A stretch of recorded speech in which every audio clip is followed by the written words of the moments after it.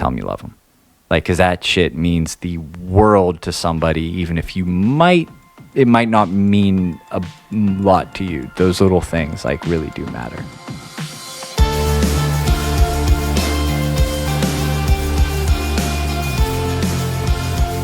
All right, what's up, everybody? Welcome to the show.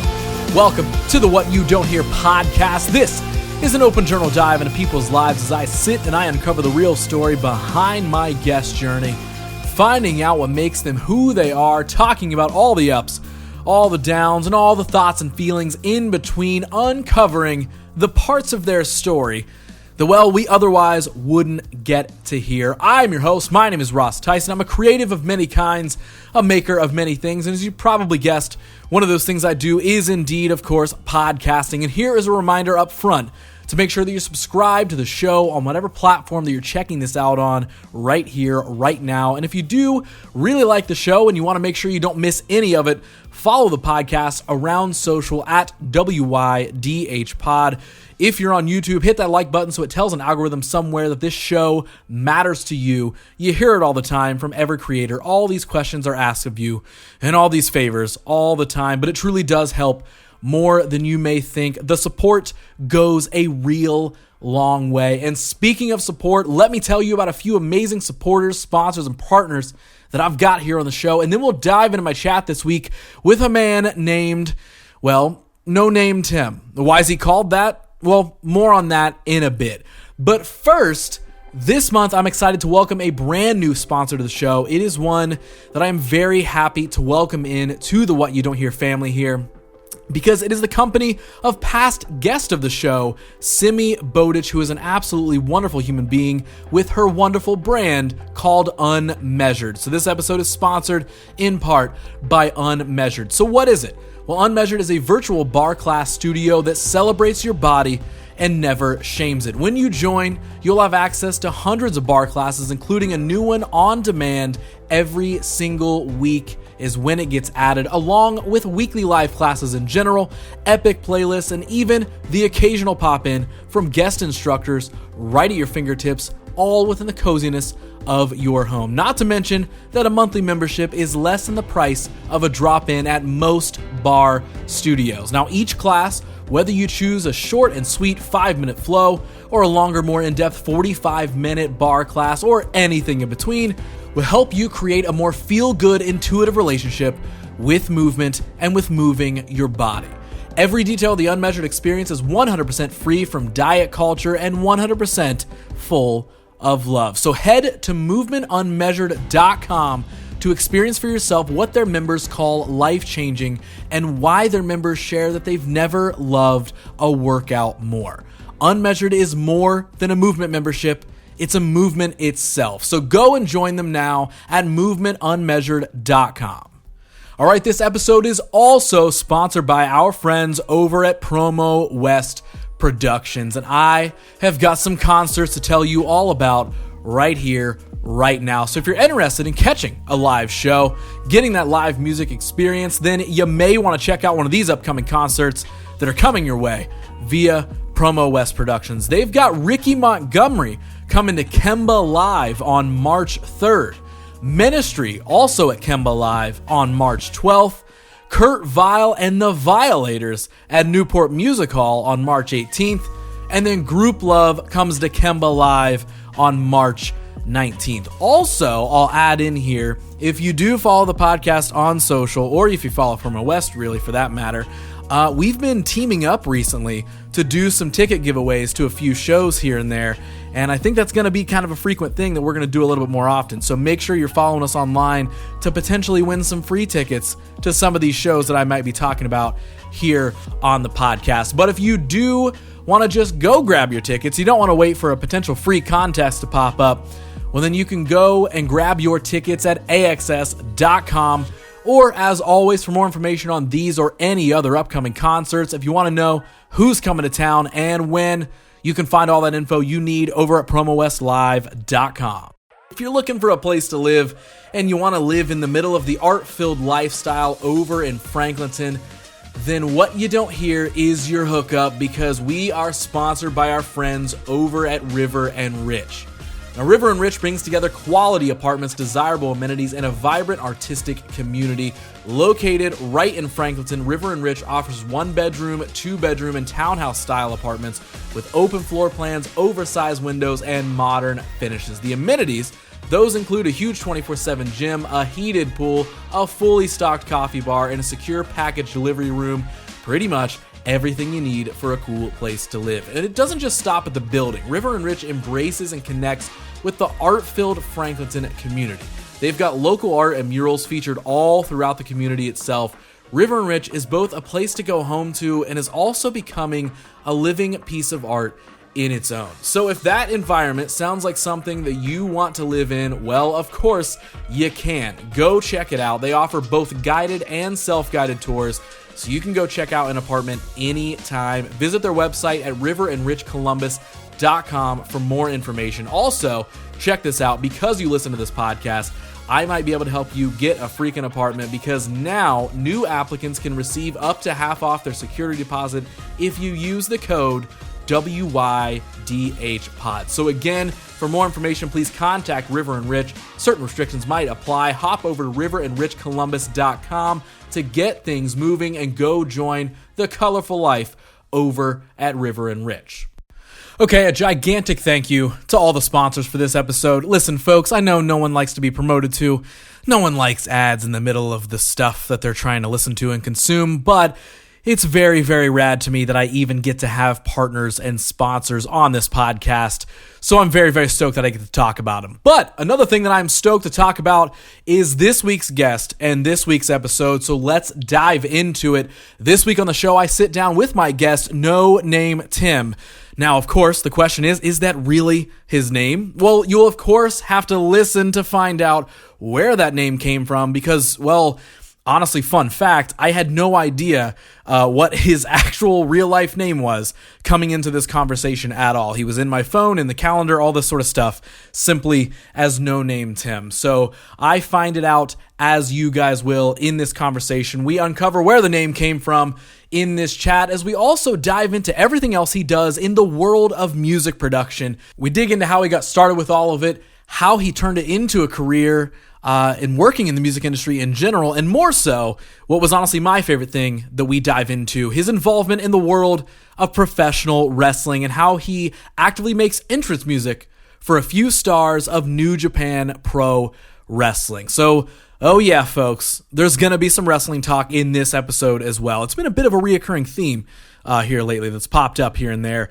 And listen, I mean, it's my show. I'm biased, and I'm not complaining about some wrestling talk happening here, but there's going to be more of it here.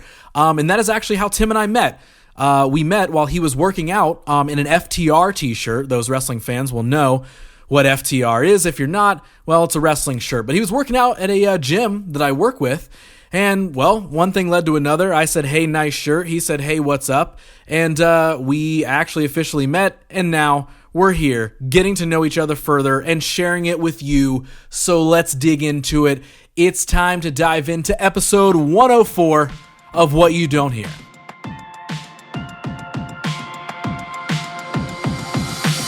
Like I'm really happy to be here, because I do spend a lot of time by myself, really. Yeah. In just the business I'm in. So it's it's always nice to just connect with a human, to 100%. Make sure that I still have social skills and I'm not fucking weird. 1,000,000%. It's did I get weird? That's happened before. Yeah. I'll hit a run where it's some days I don't see another human being, other than my wife or something like that. Mm-hmm. And even then, if our schedule's I might only see her for a little bit, and then that type of thing.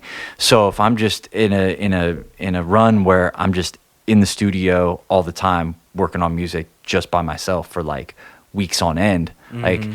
If I don't, other than going to the gym, if I'm not connecting and talking with people, I'm fuck, I got to make sure I'm not strange now. Yep. And I remember how to have conversation with. But no, I think about that stuff all the time. I mean, obviously, yeah. I do think that human beings are social creatures more than anything. We're supposed to come from communities and all this sort of stuff, right? And it's obviously there's so many different ways that we can be isolated now, whether on purpose or by accident. I'm not saying it's good or bad or whatever, but I have very similar to what you're saying. I've noticed that there was a few years where I was kind of leaning a little bit more into like the introvert realm, right? Where I was like, Sure. hey, like I want to just sit on my computer and work on design all day, or I want to sit and work on a video edit or photos or whatever. That's what I want to do. And if I'm not out on a set, I don't really care, you know? And Yeah. otherwise, hang out with some friends, whatever. And then like in recent years, I've 100% identified that while alone time is cool, alone time can be fun, it definitely gets in my head where I'm like, if I don't actually fulfill kind of like what I would call like a social meter, right? If I don't keep that relatively filled, I start to feel terrible. Like I really do. Like, so even in times of like, if I feel, you know, kind of like a depressive state coming on or something like that, where I'm feeling really low energy, even if I don't necessarily feel like going and doing anything, like a lot of those feelings can make us feel, I'll force myself to do it. Do it, because I know that I will get a positive benefit from going and hanging out with a friend, going and having like a really good conversation over coffee or whatever it may be. And I'm not saying it works 100% of the time. Like there have been times where I'm like, I don't feel good today at all. I'm going to call this one off. You know, I'm not going to go do anything. But more often than not, when I push myself through and make myself go and be social a little bit, be around somebody, it's the same thing. Going to the gym, like there's definitely days where I'm like, I do not feel like going to the gym today, but I go and I'm around like that community, and of course getting a workout in, like it can make you feel great, blah, blah, blah. All of those things, like I only ever get positive results from those things. Yeah. And I've identified that as like a heavy factor for me of when I'm feeling those moments come on where I'm feeling low, I literally will start looking at my like next week ahead, and I'm like, what can I schedule to be social, to be interactive with people, to keep that social meter filled. And it's hard to do it, at least it's not hard for everybody, but coming from my standpoint, like it's hard to do it when your default is introvert. Mm-hmm. And your default is I just want to be alone, or your default is even just your default being like sad. Yeah. You know, like there's a lot of people are like their default is happy, and like that's great. That's awesome. I love that about you. Mm-hmm.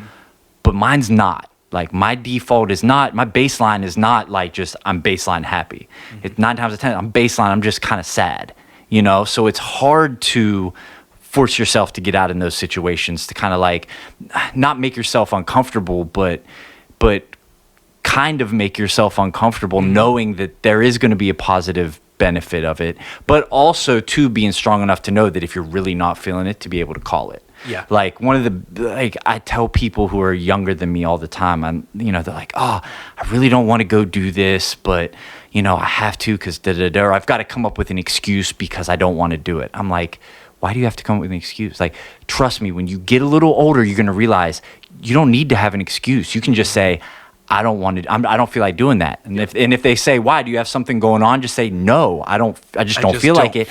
And you'd be so surprised how many people don't give a shit. They're like, oh, that's cool, man. Like, I'll just see you next time.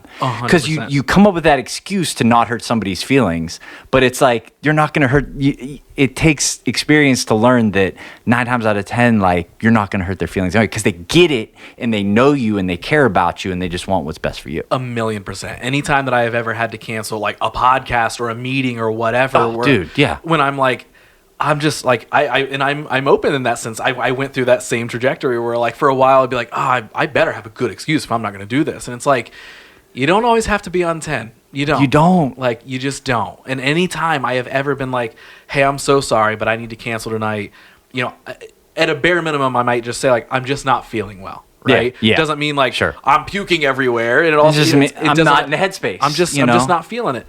Every single time, everyone's like, no worries. Are you good? You know what I mean? Usually they'll check in. They just want you to be okay. Or also, I think, especially with like social media and all this sort of stuff now, everyone's realizing that we all love canceled plans most of the time anyway. Right. Like everyone talks about that now. They're like, oh man, when a plan gets canceled, I'm so stoked. Like so fired up about it. I was laying in my bed hoping that you'd cancel, right? So it's like, and that's not to say that no one likes doing anything, but ultimately they're not probably going to be that upset. No, they're not. It might change their day. It's like, oh man, I had this schedule for today, but you know what?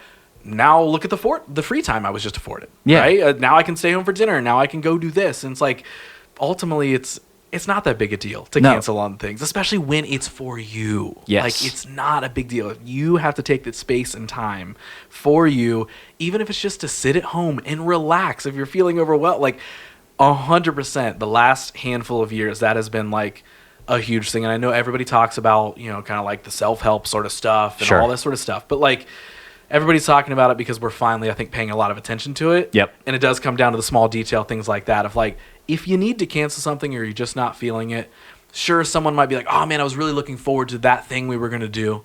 But guess what? We'll do it again at some point. We'll figure something else out. We'll get together another day. There's always another thing we can do. Exactly. Nothing is that big of a deal. Nothing ever is. It really isn't. Well, dude, we're pretty much already in the midst of a podcast. This happens all the time. Like any time I'm on a podcast, like this is what happens. Like we end up talking for like half an hour before. Yes. And then it's like, oh man, we got to officially start this at some point. So. Well, luckily there's no real too much of an official start to this. Love that. We've just started. We're just in the middle of it. I will say one of my first questions, because usually, I maybe be like, hey, welcome to the show, right? Now we're going to dive in. Now, I think I know the answer, but I don't know the perfectly clear answer. You and I are getting to know each other for the very first time. 100% This true. is the first time we crossed paths in Fit 104. Yep. We met there. You had a wrestling shirt on. Yep. And I said, that's a person I need to at least say hey to. Yep. Because when you see a fellow wrestling anybody, fan, whatever, you got to acknowledge it. And luck would have it that day I just happened to be working out in a wrestling t-shirt. Exactly. And exactly. it's just like it's the series of events, right? Yes. And I was like, hey, man, nice shirt. Then you were like, so are you into wrestling or like what's up? And it's funny because I didn't know, because I think I remember telling you this that day, that Adam Quick, a trainer there at Fit 104, Sure. had mentioned to me, because I had him on this show probably like 2 years ago or something like that. Okay. Right? He had actually mentioned you to me at one point in time, right? Because he also likes wrestling, and he and I talked a bit about it on his episode and all this sort of stuff. And he was like, there's a dude who like does, a lot of like entrance music and stuff like that with wrestling, and he's, does all this stuff. And I was like, oh, that's so sick. And he's like, yeah, he goes to the gym. Like, you ought to, keep him in mind for a future guest on the show. That's awesome. And so I don't even remember what I did, because I have this like huge guest list that I just add to whenever I find somebody interesting. Right? Sure. And I don't remember if I like somehow added you to the list, or if he said like, yeah, his name's Tim or whatever. But that day, like I didn't know at all that was it. And so like somehow this connection was made where I was just like, there's a dude in a wrestling shirt, and you were also the only dude doing like a CrossFit-esque workout in the gym, which is what I do. And I was like, oh, that's cool. We're a couple connector points here. Right. And then, we got to talking, and obviously that opened the floodgates of like, oh, well, I'm wearing a wrestling t-shirt because I'm involved in wrestling world a bit, and here's how I do it. And I was like, oh, I've known of you. You're like, oh, you're that guy. You're that guy. So do you want to do a podcast? Now, what's funny is that you are that guy. I know you sort of as Tim, but also no name Tim. Correct. Is what we build it as. You don't have to give away all the secrets, but is there a reason for that? Reason for no name Tim? For no name Tim. Like, where does that come from? So that was, I was working on an album for somebody in, I want to say it was like 2014, 2015, artist named Simba. And I had a couple placements on that record. And when my management at the time asked me what I wanted to be credited as, I kind of took a step back and was thinking about it. And because I'd always just been credited as just my given name. Yeah. It was like Timothy Williams was in all the liner notes and everything. And I was like, man, and everybody's always got like a cool producer name or a cool artist name or like this kind of thing. And I just didn't have one. And then I was like, well, if I don't have a name, and then that's when it kind of like all clicked. And I was like, what if I just get credited as No Name Tim? Yeah. Like, what if not having a name becomes my name? I love that. Yeah. And then, so I told her that, and she was like, I love it.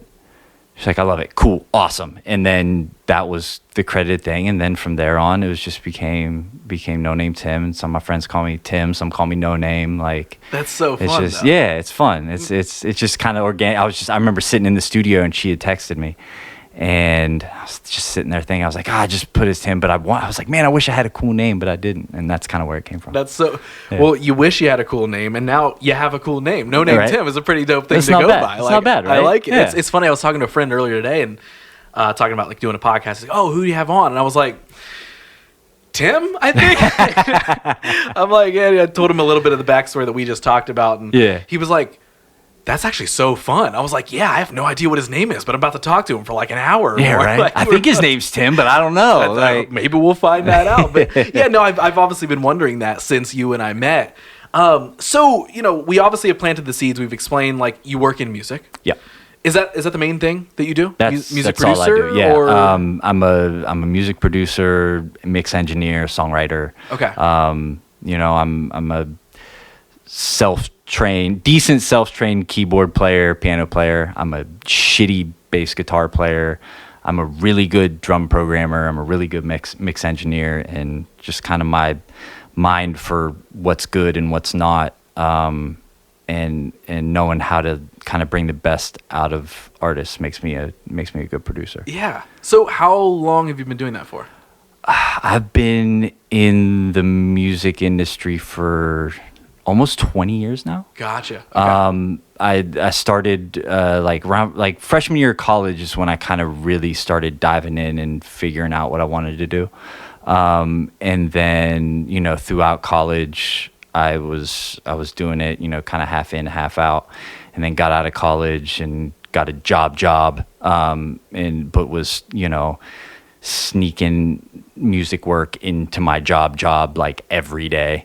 And then about 12, I want to say, what is it, 12 years ago, 13 years ago, I dove into it full time. Okay. So what were you originally going to college for? So I got a degree in advertising and communications. And then I got a job at an ad agency out of college. And I worked there for about a year-ish, maybe a little over. And then one day, the CFO of the company came in to my office and was like, "Hey, man, you busy?" And I said, "No, I'm good." And he's like, "Can you talk for a minute?" And I said, "Yeah." And he comes in and shuts the door. And I'm like, "Oh, man, what's going on?" And he sits down and he looks at me and he says, "Do you want to work here?" And I kind of said a default, "Oh yeah, I love it here." And I did. The place was incredible. The people were incredible. The business is incredible. And the people I work for, incredible. So I'm like, "Yeah, I love it here, and everybody's great, and da-da-da-da." And he's just like, yeah. "But do you want to be here?" And then it seemed like it was I was sitting there thinking about it for 20 seconds, a minute, but it was probably half a second went by. But I'm like, oh shit, this is one of those life path moments. The choice is about to be made. Where the choice is about to be made. And I just looked at him and I said, "Nah, not really." And he goes, "I thought so. I thought you'd say that." And then he told me that they were merging the department I worked in with another department at the agency, and if I wanted to have that position in the new kind of hybrid department, I could have it. He said, "If not, I'm going to give it to the girl in the other department." And I said, "Give it to her." And he told me, "All right, I'm going to pay you for the next 2 months. I'm going to keep you on company insurance for the next 6. Go do your thing." Wow. And I never looked back. What a wild... That's very cool. That wasn't "Oh, so you don't want to be here? Get out." No, it was... He knew it. He knew that I wasn't supposed to be there. Yep. And I did too, but I thought I had to do it while I was figuring everything out, right? Of course. And so I'm there and I'm just like, "Nah, I don't want it." And he was just, "Yeah, cool." And looking back now, it's the most perfect kind of moment ever. Not really, but kind of, because I'm still here doing what I'm doing, loving it. And that other girl is now president of that's sick. that company. Yeah. Right? Both trajectories got changed in the right way. Exactly. That's so cool. And it ended up making all the sense in the world. Yeah. So that was kind of when I dove in kind of head first into music, because I was like, all right, now I've got to do this, because I'm not about to go get some other job that I don't Yeah. want to do. So let me dive in. And luckily I had, I had saved up a decent amount of money to where I was like, all right, I got a nice runway here. Like I'm going to be fine and I'm going to figure this out. And then I went and got a 2-bedroom apartment, converted the second bedroom into a studio space, and then just kind of opened up my own studio and then started recording sessions. Because I started out on the engineering side. I'd been doing that, assisting, the guy who's my mentor. And then, so started with that, and then artists were coming in, recording, and it's like, oh, I need something more for the album. It's like, oh, well, I'm producing too, like maybe this will work, and then just kind of building out from there, and then just kind of growing it from there. Okay. So what was your balance like before that? Because you said you were kind of like, for lack of a better term, kind of like sneaking the music thing in when you could, when you were like at the agency job and stuff like that. Like, what did that look like? Was it just like a more so on my free time, I was doing this as much as I could? Or did you kind of identify that like this music thing, 100%, obviously it's what I'm the most interested in, but was it starting to interfere in like your time at that 100%. job? Yeah. Oh, it had been interfering with everything for the better part of the previous like 6 years, with my school, with my job before that. Luckily, my job before that was one of those things where I could kind of come and go as I pleased. And it was like I was labeling test tubes for like a pharmacological research facility. And it was like, all right, we got to study on the weekend. Here's the tubes that need labeled by hand. As long as I had them done by the weekend, like I was good. Okay. So I would just go in whenever. So it allowed me time to just like leave, go to class, do my thing, go to studio sessions, go just kind of run around. Like I was building relationships at the time, and just dropping in on sessions left and right, doing what I could just to kind of like learn, because I couldn't afford to go to any of the big music schools. And it was at a time when you kind of had to, not everybody could just kind of get a laptop and pirate stuff. We're talking, this is 2003, 2004, right? So you kind of had to still have you had to have the real deal shit. To have a studio and to record and to do things the right way. So it was just trying to get in with the guys that I could, and then going from there. So did you grow up here or? No. Okay. No, I'm originally from Morgantown, West Virginia. Gotcha. Okay. Yeah. Okay. And then when did you move here? I moved here in 2016. So this stuff at all, like Ish. well into you doing all of this? Yeah. Like Yeah. I've been deep in it. Okay. At that point. Where does is it when you're growing up, does music become like a interest of yours where it was like, that's a cool thing, I don't know how I could ever do it? Or does it pop up when you're younger? Or I guess what is growing up like in that sense? It was kind of exactly what you just touched on. It was, I always loved music. I didn't grow up in like a musical household from a perspective of like my parents played instruments, that kind of thing. Like my grandfather was a great guitar player, but he passed when I was younger, like 10, 11, before I knew I'd even considered doing it. I didn't. You're 10, 11, you're not even thinking. Right. Some kids are, and that's great. But so it was, but my house was always filled with a lot. Like my parents were always playing records. Like I was always loving music, always connected to it.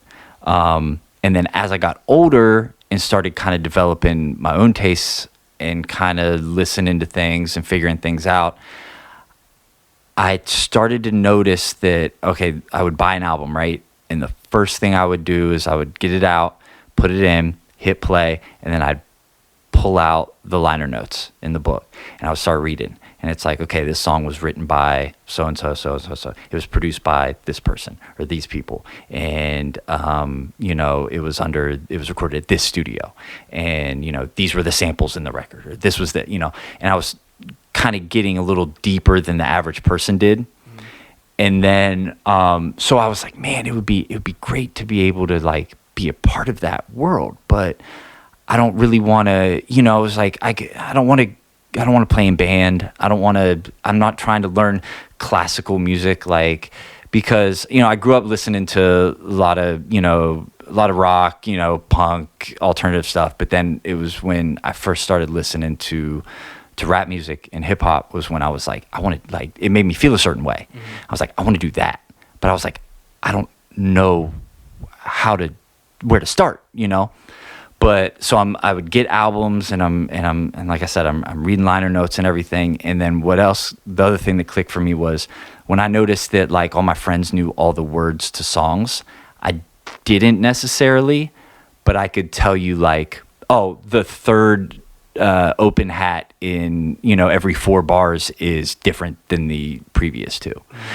I was listening from a sonic perspective, like kind of like dissecting things, like, okay, the kick's there, the snare's there, okay, it's got piano in it, it's got this in it, it's got that in it, and then like breaking it down from that level. Yeah. And I was like, I want to make that, I want to do that, but again, don't know where to start. And then I'm like, okay, all these albums are being recorded in New York and in LA, wherever, And again, this was way before you could just have a laptop in your bedroom and make music. It's not like it is now. I couldn't hop on YouTube and watch tutorials and like, learn how to do this type of stuff. Like I had to find somebody to learn from.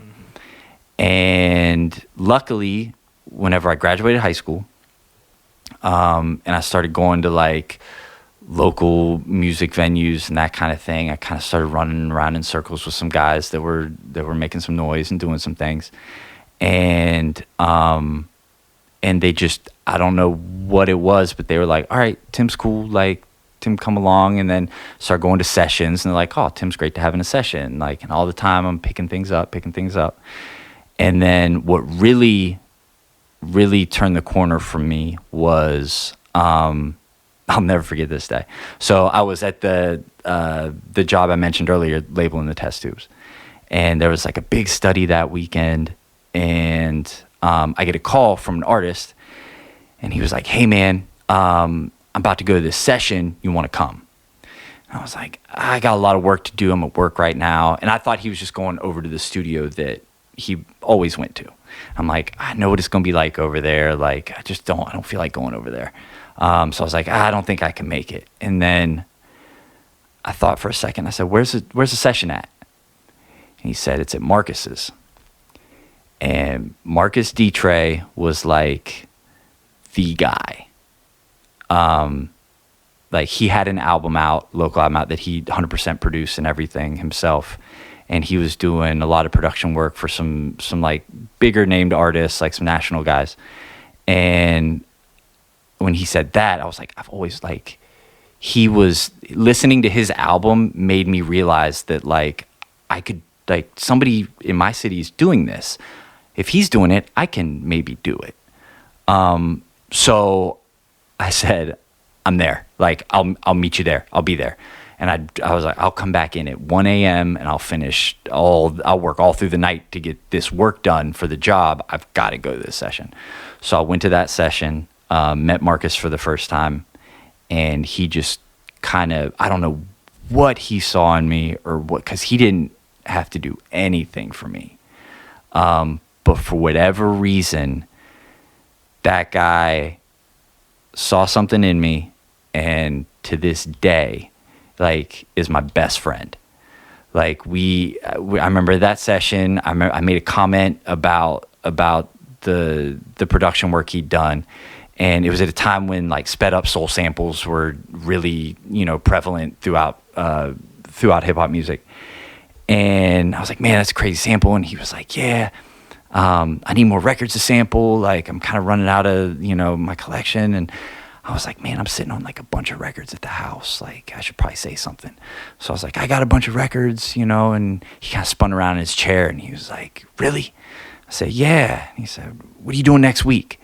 And I said, I'll come over here and I'll bring some records. So for the next like few weeks, I was bringing records over to him, and he was showing me stuff. And then, he sold me my first keyboard, and then it went from like me going over in sessions to like with other artists every time I could there, to him hitting me up being like, hey, you want to come through, to, outside of music, like, I'm going to the mall, you want to come to the mall, like, to, hey, I'm going on this trip, you want to come, like, to, hey, my kid's being born, like, like, I'm getting married, like, and now, like, going forward, we're talking about almost like 20 years later, you know, he's my best friend, you know, and has been for a long time. And, you know, he took me to my first, I remember he was the first one to take me to LA for studio meetings at like Atlantic and Def Jam and like all these like cool places that I'd read about in those booklets. Like, and I'm like, man, he doesn't owe me shit. Like, but for whatever reason, like as luck would have it, and anybody that says that luck isn't real is a liar.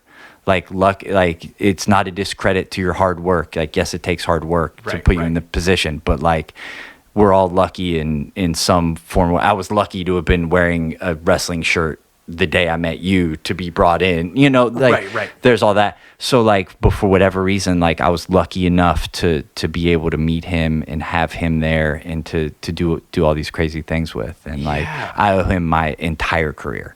Like this whole podcast could be just a love fest on Marcus. No, like, that's to be so honest. Cool. Yeah. No, and like that goes back to even what we were kind of talking about before we like dove into the story or whatever. It's like, it's the relationship thing. Mm-hmm. It's the community thing. It's the finding those, and it's like, it wasn't just, you know, you didn't go into that being like, what can you give me? I need the connections. I need the whatever. You went into it like, I want to absorb, but also like, how can I be of benefit to you? Yep. That's what happens when you build an actual like relationship. And when everything is built off of an actual relationship, that changes things way more than, oh yeah, like we're friends because I get this thing from you and you get this thing from me and like whatever. But then like you said, like that trajectory of, yeah, it starts out with studio time and hanging out, then it's going on some trips, then it's being there for children, then it's it blossoms into this gigantic thing where like, of course, you're getting all the benefits on both ends of, wow, our careers are growing or taking these trajectories or whatever. But it's built out of an authentic place. Yeah. It's not just, cool, I need something from you, and cool, what can I get from you? It's 100%. It's not the what have you done for me today sort of thing. Nah, like, yeah, and it was never that. Like I told him off the rip, like how, like, I'm like, man, like you're like my idol. Like, I don't think you understand like how important like your musical work was to me, you know? Yeah. You know, we kind of brush it off now, like, because now when we get together, it's more about just hanging out. He lives down in Virginia, but I go down there once a year, see him, stay with him for a week, stay with the family. Like, but we like, and we work on music, but we more just hang out now, you know? And it used to be every time we got together, like, oh, it's music. It's work. And now it's just like, oh, let's just hang out and like see what happens. Let's like just make some music. Yeah. You know? And now how many years, like not to like time stamp it or something, but like how many years did that kind of like begin to grow?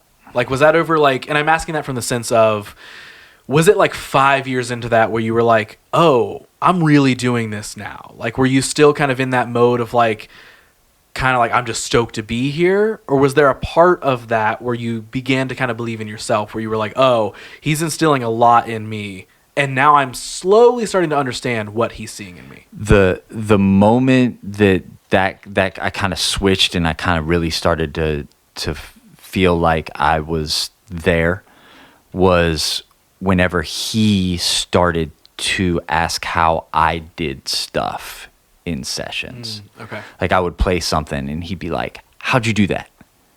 I'm like, that's the question I ask you. Like when that happened, I was like, okay, I'm onto something.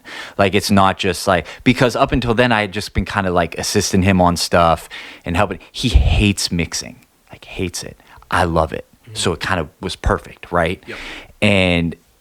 And his ear and his talent was like, I wasn't there yet, but like I enjoyed doing the things he didn't like to do as much. So he would send me records to mix and that kind of thing, or I'd be in the studio with him, helping him mix records, giving him my opinion on things, that sort of thing.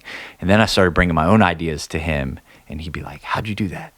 And I'd tell him, he'd be like, okay, cool. He'd like, keep that. And then he'd like kind of show me what else needed to make it better.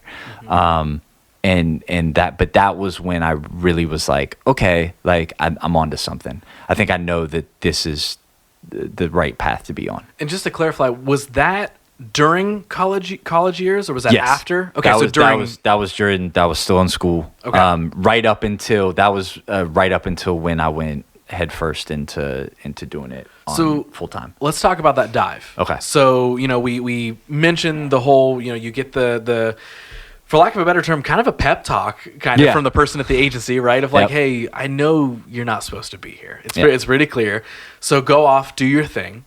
What does that transition period look like? Like, do you feel like you were just like, you dove in and you were like, I got stuff every day, this is dope? Or were you like, where do we go now? I'm excited, but what the hell am I doing? So luckily I was already pretty established in the local scene. Like, I had been mixing projects, I'd been recording guys, I'd been producing for guys. So I already had kind of like a jump off point and like a built-in clientele. So the transition wasn't as crazy as you would kind of think when you hear like, oh, he just like left his job and like dove into the music. Like, I was very smart and meticulous about it. And knowing and understanding that I've got to be smart because I know that no one month is going to necessarily be like the previous from a financial standpoint. You know, there are months where it's like, man, I might make 5, 6, 7 grand. Cool. I might make nothing next month. You know, so being smart, and thankfully my parents were very, very good in the way that they raised me. Like, I've always been smart with my money. And like, I don't come from money or anything like that, but when I do have some, like, I'm very protective of it. So I was able to be like, okay, like, I'm not going to get reckless with this right here. Like, I'm going to be able to just be smart about it and move forward. And so I was never like, I was always above water. There was never a point where I was like, man, how am I going to make rent this month? Or how am I going to put food in the fridge? Or how am I going to do this? Because I took those steps, like, to be kind of like protected. But thankfully I was kind of overprotected because I hit the ground running pretty quickly, and I was, you know, very, very busy as soon as I started. Yeah. So there wasn't really that moment where you were like, hey, I'm finally getting to do this thing I want to do, but oh shit, that means the pressure's on to do the thing I want to do. It was like, okay, cool. I'm getting, like, I've already been doing this. Now I can do it more. Yeah. I had a very similar trajectory in that sense of, like, had already been doing a lot of like the creative work and stuff like that, had the like normal jobs. And then finally when it was, and it's funny because I had a somewhat similar story of like the final, unless I'm misremembering. Yeah, the final real job that I had, I got let go from that job with a very similar conversation. Love it. My manager at the time, she was like, I think I was scheduling off, you know, a day in a week or whatever for like a video shoot or something. Okay. And, you know, this had happened. And obviously, like, I'm a super open and direct person. So, like, even at work, you know, like, I would tell her more about like what I was doing outside of work. And then she'd be like, more interested in that, but also would be like, hey, we got to talk about, like, you know, yeah. And, you know, so I had established a good relationship with her at this job that I did not care about whatsoever. And then to make a long story short, she's like, hey, we should probably, we need to talk. You know, you got a couple days off coming up, but let me call you. She calls me and she's like, listen, I know you're not supposed to be here. She's like, you're not. You are supposed to be doing so many other things. And it was cool because, like, she was, like, really vulnerable in how she let me go with this. Like, it wasn't a, you're not working hard enough, get out of here thing. It was similar in the sense where she teed it up with, she's like, you know, I went to culinary school, and I really wanted nothing more than to be a chef. And I love making food. I love all this sort of stuff, right? And, you know, she said, I did not continue to pursue that. And now I miss that passion all the time, and I don't get to fulfill it. Mm-hmm. And she's like, I see all the things that you want to do and all the things you are doing while you're at this job. And she's like, I do not want to see you have to lose out on this too. So she's like, so I'm literally using my personal experience to tell you, like, just go try. Go do the things. Yes. Go do all the things. And she set it up perfectly. She was like, we're just going to let you go. But she's like, I'm going to put it in that you put in your 2 weeks. And it was a very applicable, you know, perfectly fine. No one got fired. No nothing. She's like, but you just need to go. Yeah. And I was like, that's the coolest way anybody could let me go from a job ever. So very similar in that sense. Yeah. But again, going back to the original point is I had already been doing this stuff. Yeah. So also had that, while it is still like a little bit of a dive of like, okay, we're doing this for real now. Puts it all on you. Yes. It at least existed. Yeah. Right. So what does that look like from there? Like, is it just a nonstop every day's, in the music world? Like, what do the next handful of, I don't know, years, months, whatever, look like after that? The following announcement has been paid for by the New World Order. This episode is also sponsored by CrossFit Gehenna. Now, this is a place that maybe you've heard me talk about on this show before. That's because it's the gym that I go to almost every day. And yes, I know what you're thinking. CrossFit? Ross, what the heck are you trying to sell me on right now? Listen, I promise it's not as crazy as it sounds or often looks. Legitimately, it's not. If I can get started in it, anybody truly can. For real though, CrossFit Gehenna has become one of my favorite places. And it's not just because of like going in and tossing weights or cool gym moves or whatever. It's because this gym has a community unlike any other that I've ever experienced. In effort to just keep this short and sweet, I'll give you the rundown. You can drop into the gym anytime, whether it's for a class or just to do your own thing in open gym. And you can also get 24-hour access if you become a member, which is pretty dope. But they've also got classes for just all skill levels, beginners to seasoned vets. There's something here for everyone because honestly, CrossFit is for everyone. But again, my honest selling point more than anything for these guys is the people. The coaches and the community here truly feels like a family. I've never felt that at any other gym that I've ever been to, and it's a big part of what keeps me personally coming back. So if you want to check it out, they're located in, of course, Gehenna, Ohio. Follow them at CrossFit Gehenna OH or hop over to CrossFitGehenna.com for all the information you need to get your foot in the door and on a path to your fitness journey. A lot of it was it was from that point on, really, it was just kind of like every day is wake up, go work out, come back, shower, get in the studio, work on music. At the time when I had dove in full, it was a lot of times it was running recording sessions, mixing and then, working on production. Or, if I didn't have a session that day, it was just mixing and then working on production. And it was a lot of that. And it was just, wash, rinse, repeat every day. And then taking trips, going places with Marcus, doing that kind of thing.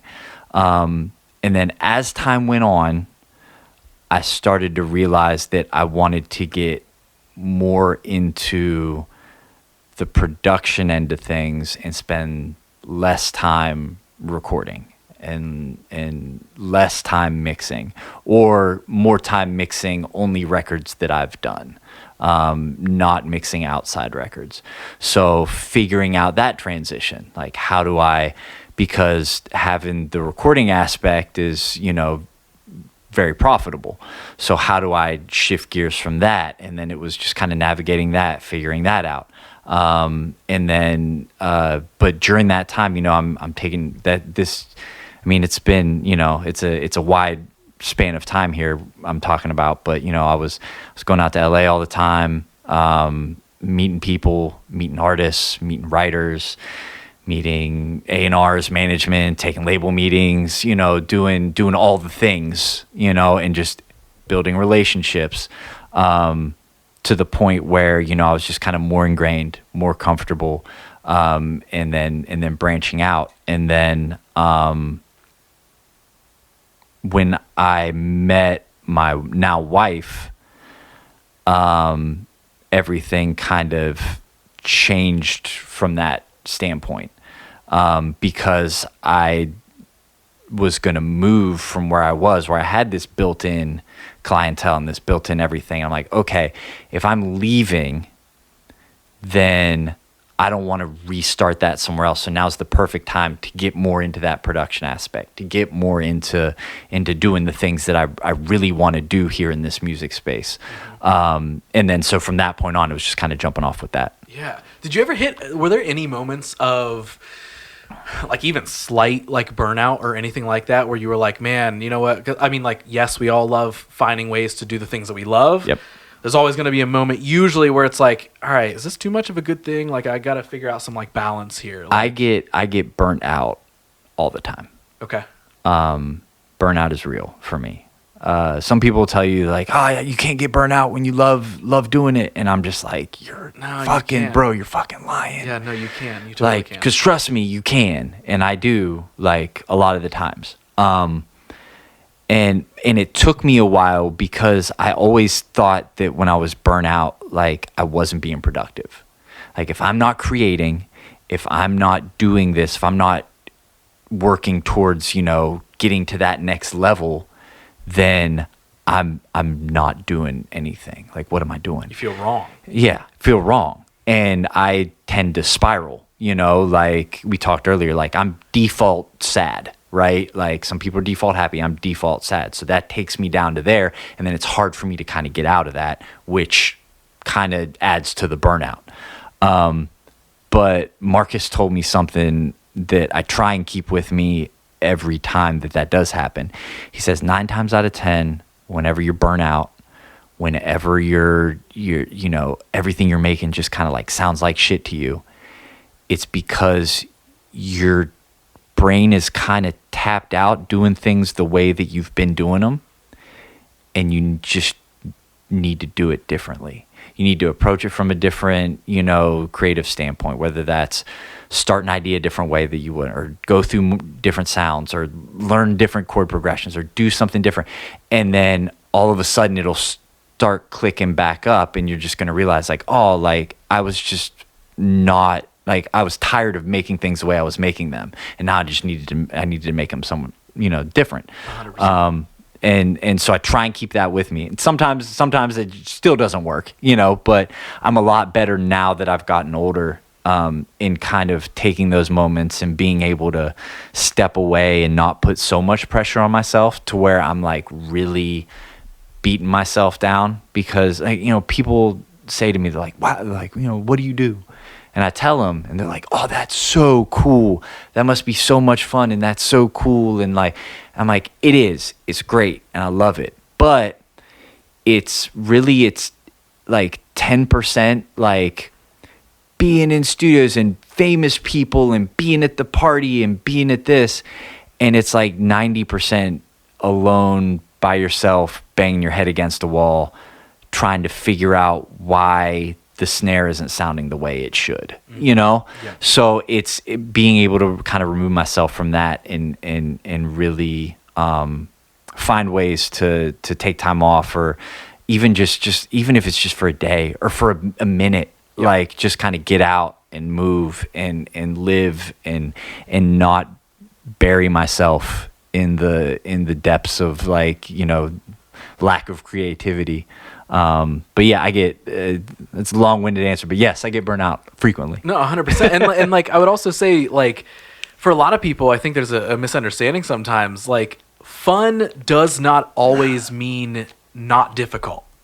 True. Like you can be doing something that's fun. I do a lot of fun things that I, like, more than anything enjoy. But it's all real hard to maintain. It's not just difficult to get started. Like, that's one thing. Maintaining it is a whole other thing, because there's so much of like what we've been talking about with like feeling like an introvert and the whole energy thing and all that sort of stuff. It's like I battled with a very like similar thing for a while of like feeling burnout, not knowing why, almost beating yourself up because you're like, I'm getting to do something I love. How dare I feel any negative feeling from it? Sure. Right? You're like, why would I not want to always be productive in this realm of whatever I'm doing? Because I wanted this. What the hell? Like, what's wrong with me or whatever? Yeah. And it's like, it's a cliche thing now. It's like, rest is productive. It is. Like, rest it really is so productive. It is. And just recharge and finding what, like, sometimes you need to not be creative, especially when you're a creator. Sometimes not creating is the best thing you can do, because you need to experience things. And it's like, I'm classic, like, don't take my own advice type thing, because I'll tell artists, I'm like, they're like, I've got writer's block. I'm like, go out, live, experience some things. You've written about all the things that you've experienced. You need to go do some things, and it's the same for me. It's like, sometimes it's like, I just need to go listen to some music. Like, to find something that like sparks something, or I need to watch a movie to spark something. Like it doesn't always come from music. Sometimes it comes from reading a book or watching a movie, or just like going somewhere, you know, or talking to somebody. And it's like, oh, okay, I let my mind kind of turn off and not directly think about like, oh, what am I going to make?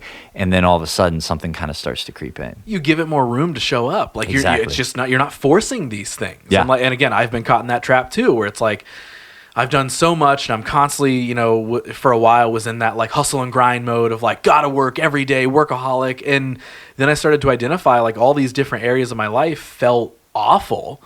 And I was like, hey, I got this career thing going relatively okay. But wow, I don't hang out with friends. I don't have like relationships well set up. I don't have like, and then, you know, the last handful of years have been like officially making room for all of those things and, you know, kind of starting at a clean slate with a lot of that. But it is so easy to effectively build your own machine that is like taking you over way more than probably like a 9-to-5 ever would. You know what I mean? It's like we 100% turn this into a 24/7 thing, and you're like, especially when it's something you're passionate about, you feel like you always have to be on, and then you feel like there's something wrong with you when you're not. And it's like, dude, your brain and just body or whatever, it's just not keeping, it just needs a break. Yeah. That's it. It just needs a break. Now, something that I would love to dive into a little bit is like, what's like when you say my setting is default sad? Sure. What's that mean? If you were to just kind of like put like a reset, like if you're to reset me, you know, like, you know, how if you reset a piece of technology or whatever, and it's like your bare bones default setting, right? It's like I just kind of have always been default like sad or low, you know. I'm never just like default. Some people are just like default happy all the time. Like that's just, they find the bright side in everything, and like and that's great and that's awesome, but that's not me. And I don't like convey that necessarily. I'm not just like walking around like looking sad, right? But internally, like there's a lot of stuff there that just keeps me kind of at that, you know, it's not to say I'm sad all the time. Right. But if I was to strip down to kind of like baseline default, like that's where I'm at. So if things kind of do start happening where I kind of like get in my own head or things start happening, it's kind of, I'm quicker to get there than I am to be able to be like, oh, it's okay because XYZ. And then, all right, I'm onto that. Like, I'm okay. You know, I'm fine. Yeah. No, that makes a lot of sense. And I feel like in a lot of ways I'm probably similar, where like I do feel like sometimes my default setting is maybe more sad than anything. But I'm not at the same, like, it's like you're saying, like you're not walking around like, oh, life sucks, whatever. Like, blah, blah, blah. It's just like, I kind of feel low, but what are the things I can do to like fill that cup up a little bit? And I don't know. Maybe I'm wrong. Maybe I'm just like, oh yeah, sometimes I'm sad too. Like I could be way off, but like I do think there is something to like that idea. And like I guess my wonder is like, what do you think that comes from?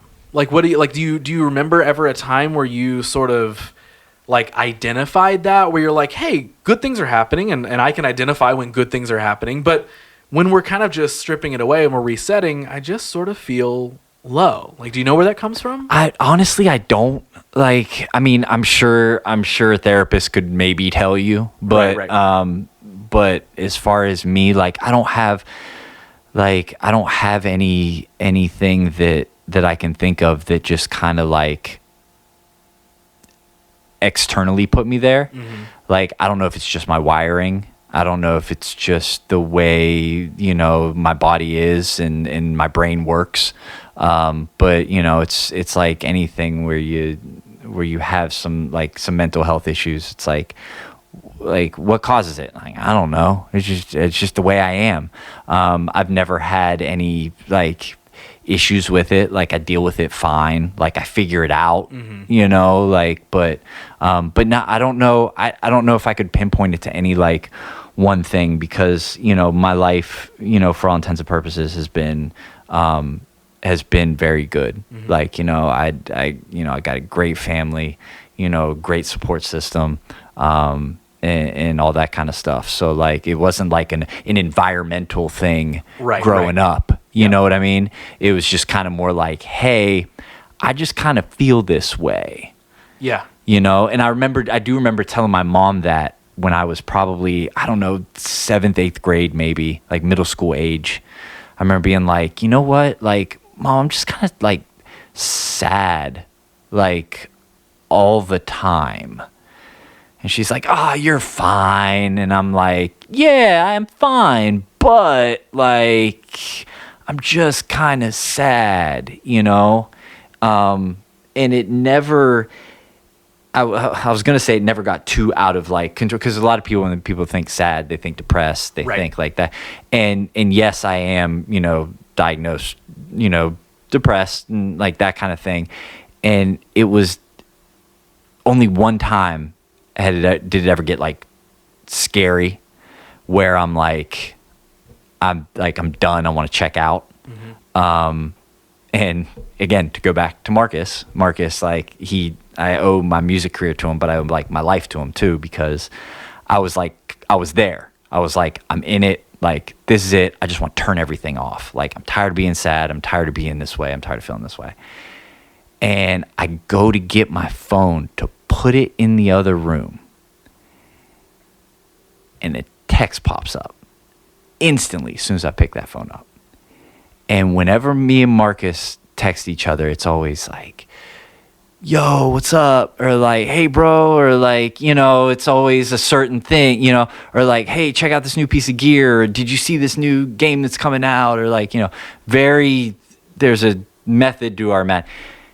This one said, and I shit you not, it just said, are you okay? That was it. And I just kind of like broke down and just kind of sat there for I don't know how long, and gathered myself back up, texted him, and I was like, I'm good. Like, that right there was all it took for me to be like, I'm good, I'm okay, like, I can deal with this. Mm-hmm. I know that's not the case for everybody, but for me it was. And I remember telling him a couple years later, we were in LA, and I was like, hey, I don't know how we got on because like I wanted to tell him, but how do you tell somebody that, you know? Right. And I don't know how we got in the realm of me being able to bring that up. And I was just like, hey man, you remember when you texted me this? And he goes, I do. And he was like, I don't know why I texted you that. I just did. And then I told him, and he was just like, he's like, I don't have any explanation for it, you know? The universe worked well in my favor. But like, you know, that was a moment where things got kind of down. But now if you fast forward to now, I'm like the flip side. Like, all I want to do is live. Like, I have a severe fear of death now. So it's like I'm the complete opposite of that. I'm like, I've got this anxiety and like all day, like, you know, about that kind of thing. And it's like, so from going from one to the other, it's like, you know, I talked to my doctor and she's just like, you're depressed. Like, are you okay? I'm like, no, it's the opposite. Like, I don't want to die. That's my biggest fear is dying young and not accomplishing the things I feel like I was put here to do. Mm-hmm. Like, and I know that that's kind of out of my control to a certain extent. Like, you know, because none of us get to pick our time, you know, and like, we're all headed to the same place. Right. But like, I think that's why I think that's why I work so hard. I think that's why I'm so big on eating right and physical health and that kind of thing, because I'm like, why wouldn't you do all the things you can in your control to make sure that you have all the time possible that you can have? Yep. Like, I'm real big on that kind of thing. Yeah. That, honestly, you kind of answered what my next question was going to be. It was like, when we talk about all these things of a default setting of sad or living with depression and all this sort of stuff, it's not easy, But, for me dealing with all those things, like my biggest thing that I feel like I have the power and control over is what are my reactions to these feelings? Yeah. What are my actions that I can take based out of that, right? Again, not saying that there's never a day where I just sit and wallow in my whatever and I'm like, man, this actually just sucks. It just sucks. That's just for whatever reason. It's just, it sucks. It just sucks. We're staying home today. We're canceling a podcast. We're whatever, right?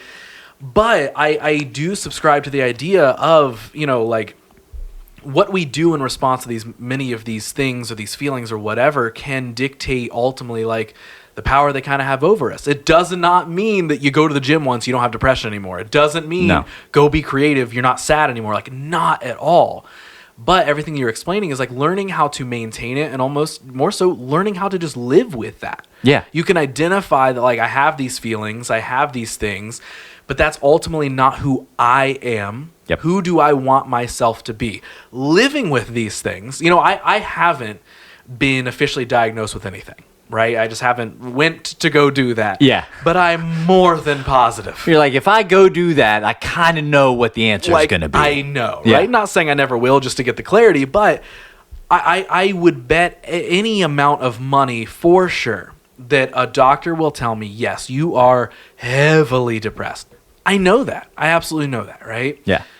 But at the same time, I am somebody who tries to look at those things in life of like, okay, this is here no matter what. Yeah. I've got this monster on my shoulder regardless.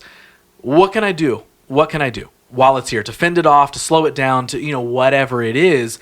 And it's taking those actions. It's figuring things out, like you said, of like, okay, I can control my eating. I can control my physical habits and go to a gym. I can control my creative output. I can also control when I want to rest. Like, gaining control and clarity over those things has been one of my biggest things as to probably why, if you want me to be honest, why we are sitting here right now having this conversation. That's awesome. A lot of those are from realizing that because the feeling that depression and those sort of feelings can bring is it's helplessness, right? You feel like you're like, there's nothing I can do to change this.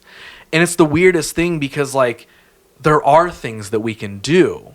Again, not to get rid of it. You never get rid of it. No, it's always there. It's always there. But there are things that you can take into your control to keep that under control, to do things that, that's why, like, when we were talking about the default sad setting earlier, I'm like, I actually don't know, when I think about it. Because, like, again, I can identify I'm sad a lot. Yeah. But I'm also happy a lot. Right. Because of the actions that I choose to take. Yeah. Of making sure that I can do things like, oh, I've got this community at my gym and it's rad and I get to take care of myself in this way and meet these people. Or I get to make a podcast where I just get to sit down and just talk about random stuff with people and connect with them and build friendships. Like, right. I get to create in these ways. Like, being able to identify those things, even in the hardest of moments, are the only reasons that I'm still sitting here. Yeah. Is identifying that those difficult moments are difficult moments. It doesn't mean that life sucks. Precisely. Again, still difficult. Always difficult. Plenty of days where things are heavily difficult. I think the default setting of life is very difficult. Very difficult. That's just it. If it was all easy, we'd like have everything figured out and, we'd just be coasting but it's just not that way. Right. But it helps to kind of build on your point there of community and relationship. It helps so much to know that you're not the only one in the boat. Mm-hmm. When as isolated as you feel in any given moment where you're dealing with whatever it is, like anytime that I'm down, anytime that it's just not good, I know that I'm not the only person. And knowing that you're just so as alone as you feel, you're really not. You're together in your loneliness, essentially. And that helped me a lot because I'd talk to people who, I look up to or that, I think would not feel that way ever and find some similarity. And I'm like, oh, wow. It's not just me. And just being, and that's in any situation in life. When you're not alone in something and that you're not the only person going through something, Whether it's the reasonings you might be going through, it might be different, and you might be going through totally different situations, but you can find that commonality in it. Then that at least helps me understand that, like, okay, like it's not the world against me and me against the world. It's I'm with these people, like, regardless of what I think. 100%.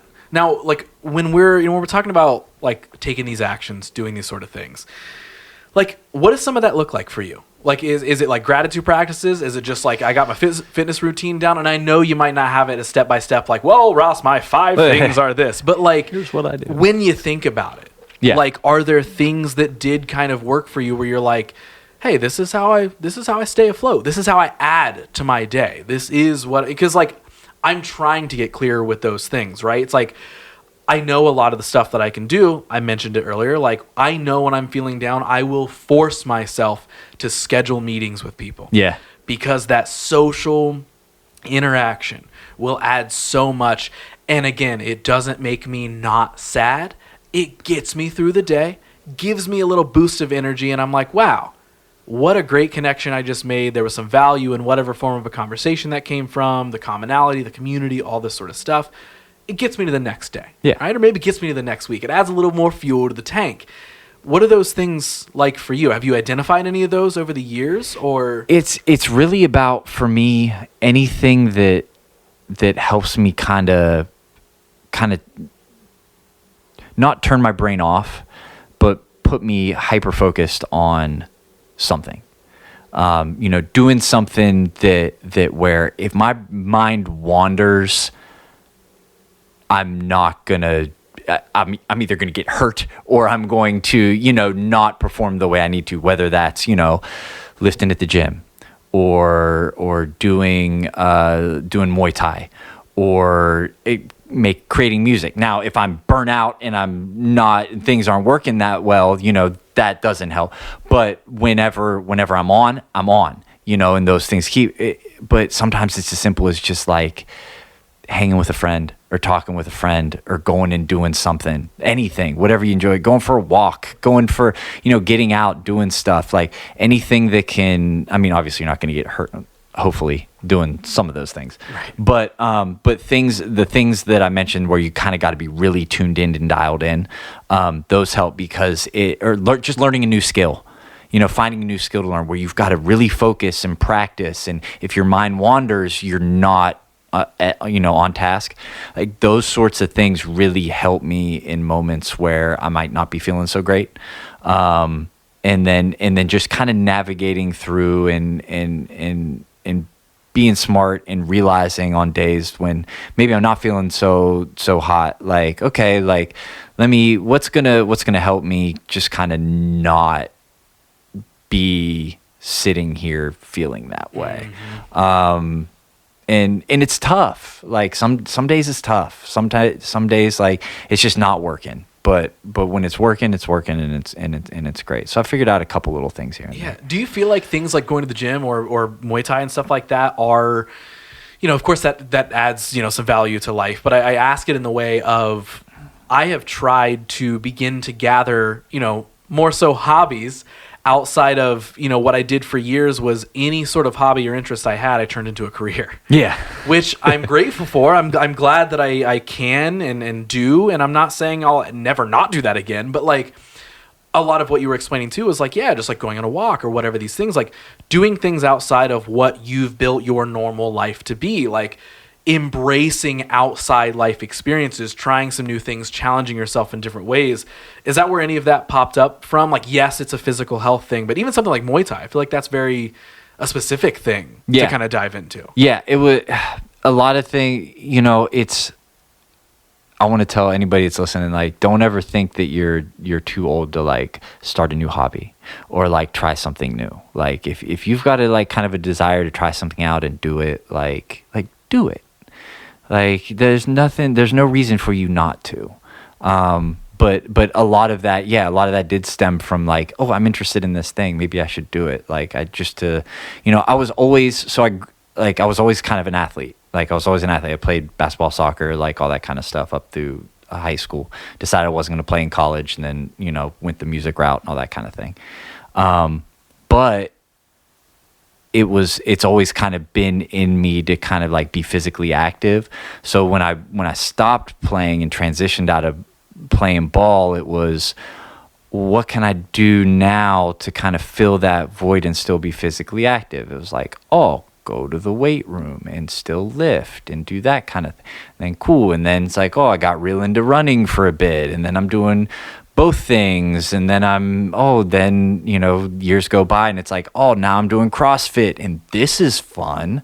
Like this kind of becomes a hobby. Like, let me do some competitions. Let me, do that kind of. So it's like this like progression of that, which led up to me, starting Muay Thai and that kind of thing, which I've been out of commission now on that since May. Broke my foot. Which led to a whole other conversation of me going to the hospital this summer and dealing with some things, led to some complications. But those things, it's like, I wanted to try new things, do new things, pick up new hobbies, branch out, do things outside of my bubble. And that's what led me. It was the same thing with CrossFit when I was, because I'm going to the gym every day and I'm like, yeah, but I'm just like headphones in, just kind of like not talking to anybody, going to a gym, going back home, still staying a little isolated, even though I'm around people, kind of saying hi, not really saying hi, that kind of thing. And then started doing CrossFit and then made a bunch of friends and then, had a lot of fun. And then, it added this whole new aspect to me, just like more than just like, okay, I want to work out to stay physically in shape and in the best possible shape I can be. And it became I want to go hang out with friends too. And that was kind of like how I moved into that. So yeah, dude, isn't it so weird that like anything can become mundane? Yeah. Like anything. Anything. We create our own machines. We said it earlier. Like, and you get stuck in your same cycle, and probably because we're all like creatures of habit, and obviously we're going to find the new thing, even if it was challenging at first, it becomes the new thing that at some point becomes sort of like, all right, now we're just doing this over and over, right? It's like this was hard at first, and now I'm really excited that it became a part of my life, and it's a part of my life, and I'm still excited about it. But wait, I haven't really changed this up a little. It's so easy to get stuck in, and I'm not saying that's even a bad thing, right? But like, it's just so easy to get stuck in your own cycle of something where you're like, wait, like I was really stoked about this thing for a while and I still am, but why does it sort of just feel like it's just a thing I do now? And so it is super important. And another difficult thing is to like take a step back when you can to try and re-identify those things of like, all right, what do I need to change here? Because like ultimately everything is always changing and evolving. Yep. Like our lives, us, our wants, our needs. And I don't know if we always give ourselves the space or even like the grace to like change with those things. Because I think we get really attached to like, no, this is what I do now. This is who I am. This is my identity, blah, blah, blah. And there's also a fear of like, if I stop, will it go away? Yeah. Rather than like, how do I maintain it? But how can I welcome something new into this? And as you get older, it becomes more because when you're younger, you're trying different things out, right? Like you're trying to figure out if you like this, you're trying to figure out like that. You're getting pushed in all these directions and trying to find your way, and it's just normal, right? It's normal. Find hobbies, then you do something for a while, realize you don't like it. Okay, cool. Now I'm gonna do this thing. Now I'm gonna do that. When you get older, like it's almost like not frowned upon, but kind of frowned upon. Like nobody really talks about like, oh, hey, yeah, I want to pick up this hobby now. I want to pick up this. I want to do this. I'm like, responsible now. Yeah, I got to be a responsible adult. And you've got to do this and this and this and this. And this is what a successful adult does. It's like, says who? You know what I mean? Mm-hmm. Like you can't measure yourself by what is put in by society of like, this is, it's the white picket fence and it's the family and it's the this and it's the job for however many years. It's like, nah, man, fuck all that shit. Like, do what you feel like doing, do what makes you happy, find those things, hold on to them, and don't be scared to try new stuff. Like, again, this is me needing to take my own advice sometimes. You know what I mean? We all do. But it's like, that's why I said like don't ever think you're too old to like pick something as small as it might be or as big as it might be to you. It might be a very daunting, scary thing. You might be like, well, I don't know, like, you know, I've never done that before, and people start doing that when they're young, you know, like learn a musical instrument. I don't care if you're 20, 30, 40, 50, 60, 70, like you can pick one up, like, and you can learn it, and you might not be great at it, but you might be great at it. You never know. You might really enjoy it. You might really find something in there that really helps you out. Mm-hmm. And so do it if you can, you know, pick up a sport, play tennis, do the things, you know, go to that CrossFit class. Like, don't think like, I'm a little old. Like, nah, man, just do it.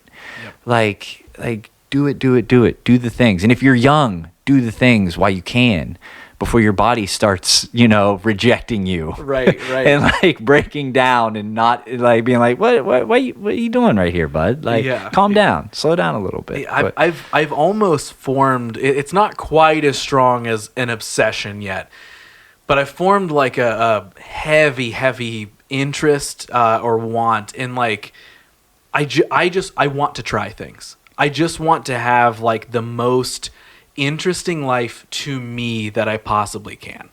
Like, I have become hyper focused on those things of like, yeah, if something interests me, I want to give it a shot. Do you have anything right now that's like, you're like, oh man, I want to do that? Honestly, like jujitsu, Muay Thai, like those sort of things. I'll do it. Literally. Like that is on my, I would say at the top of my list right now, to where like I want to, like I tried and find like a gym to go to, and it's like I'm at that point where I'm like, I just need to walk through the door somewhere and I'm good. Walk through the door. Like, dude, that is literally at the top of my list right now. Walk through the door.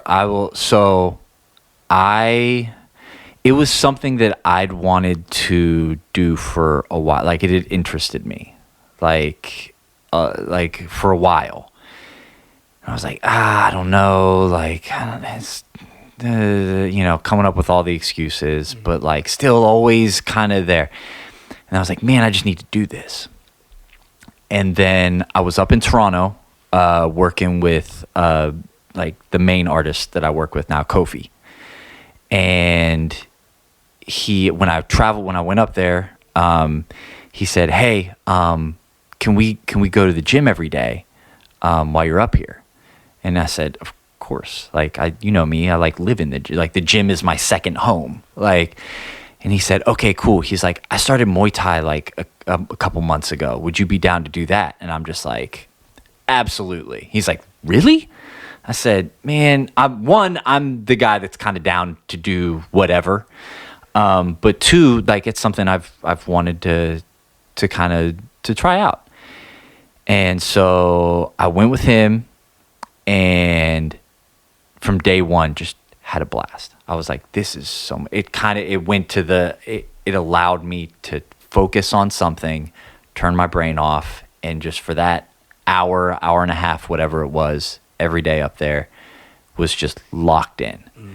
And I was like, man, this makes me feel good. Like, like physically, like there's no other workout to describe it or that compares, but mentally, like I underestimated the mental aspect and positive mental aspect that it had. So when I came back here, I was like, I'm fucking in. Like, I'm finding a place. Like, as soon as I get back. So I was up in Toronto. I can't remember how long I was in Toronto at that for that stretch. When I came back, I want to say within like 3 or 4 days, I'd found a spot. I was like, okay, I'm going. And I went. And I was going, and I went for like a month, and everything, you know, again, it was great. Everything was fantastic. But then, unlucky day, freak accident, broke some bones in my foot. And I was devastated because I knew it meant that I wasn't going to be able to do that. And I had found a rhythm with it and my mental health and my music, and it had fit into my bubble of life, right? So I break my foot. So I during the session, I end up, I find out later that I had some breaks, but I'm thinking like, I just sprained it real bad. Like I'm fine. Like I'm good. I'll be fine. I finished out the day, limped to the car, got home. I'm like, it's bad. I'll put it up, put some ice on it. I'll be straight. And then a couple days go by and I'm like, okay, it's really not feeling any better. And about 13, 14 years ago, I had shattered my hand in a fight. And I went a month before I went and got it checked out because I thought, I've been in fights before. It's fine. It's just a little swollen. It went off some guy's face, went off a couple guys' faces. This happens. But after about a month, it started to swell up real bad again. And I said, that's not good. I should probably go get it checked out. So I go to urgent care, tell them everything, and then they x-ray it. And then he comes back in the room and he said, how long ago did this happen? I said, it was about a month ago. And he said, let me show you something. He throws the x-ray on the thing and he says, your thumb is shoved a 1/4 inch into your hand. All of this that you're seeing is bone fragments.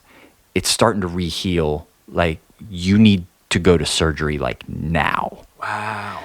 And I'm like, oh, fuck.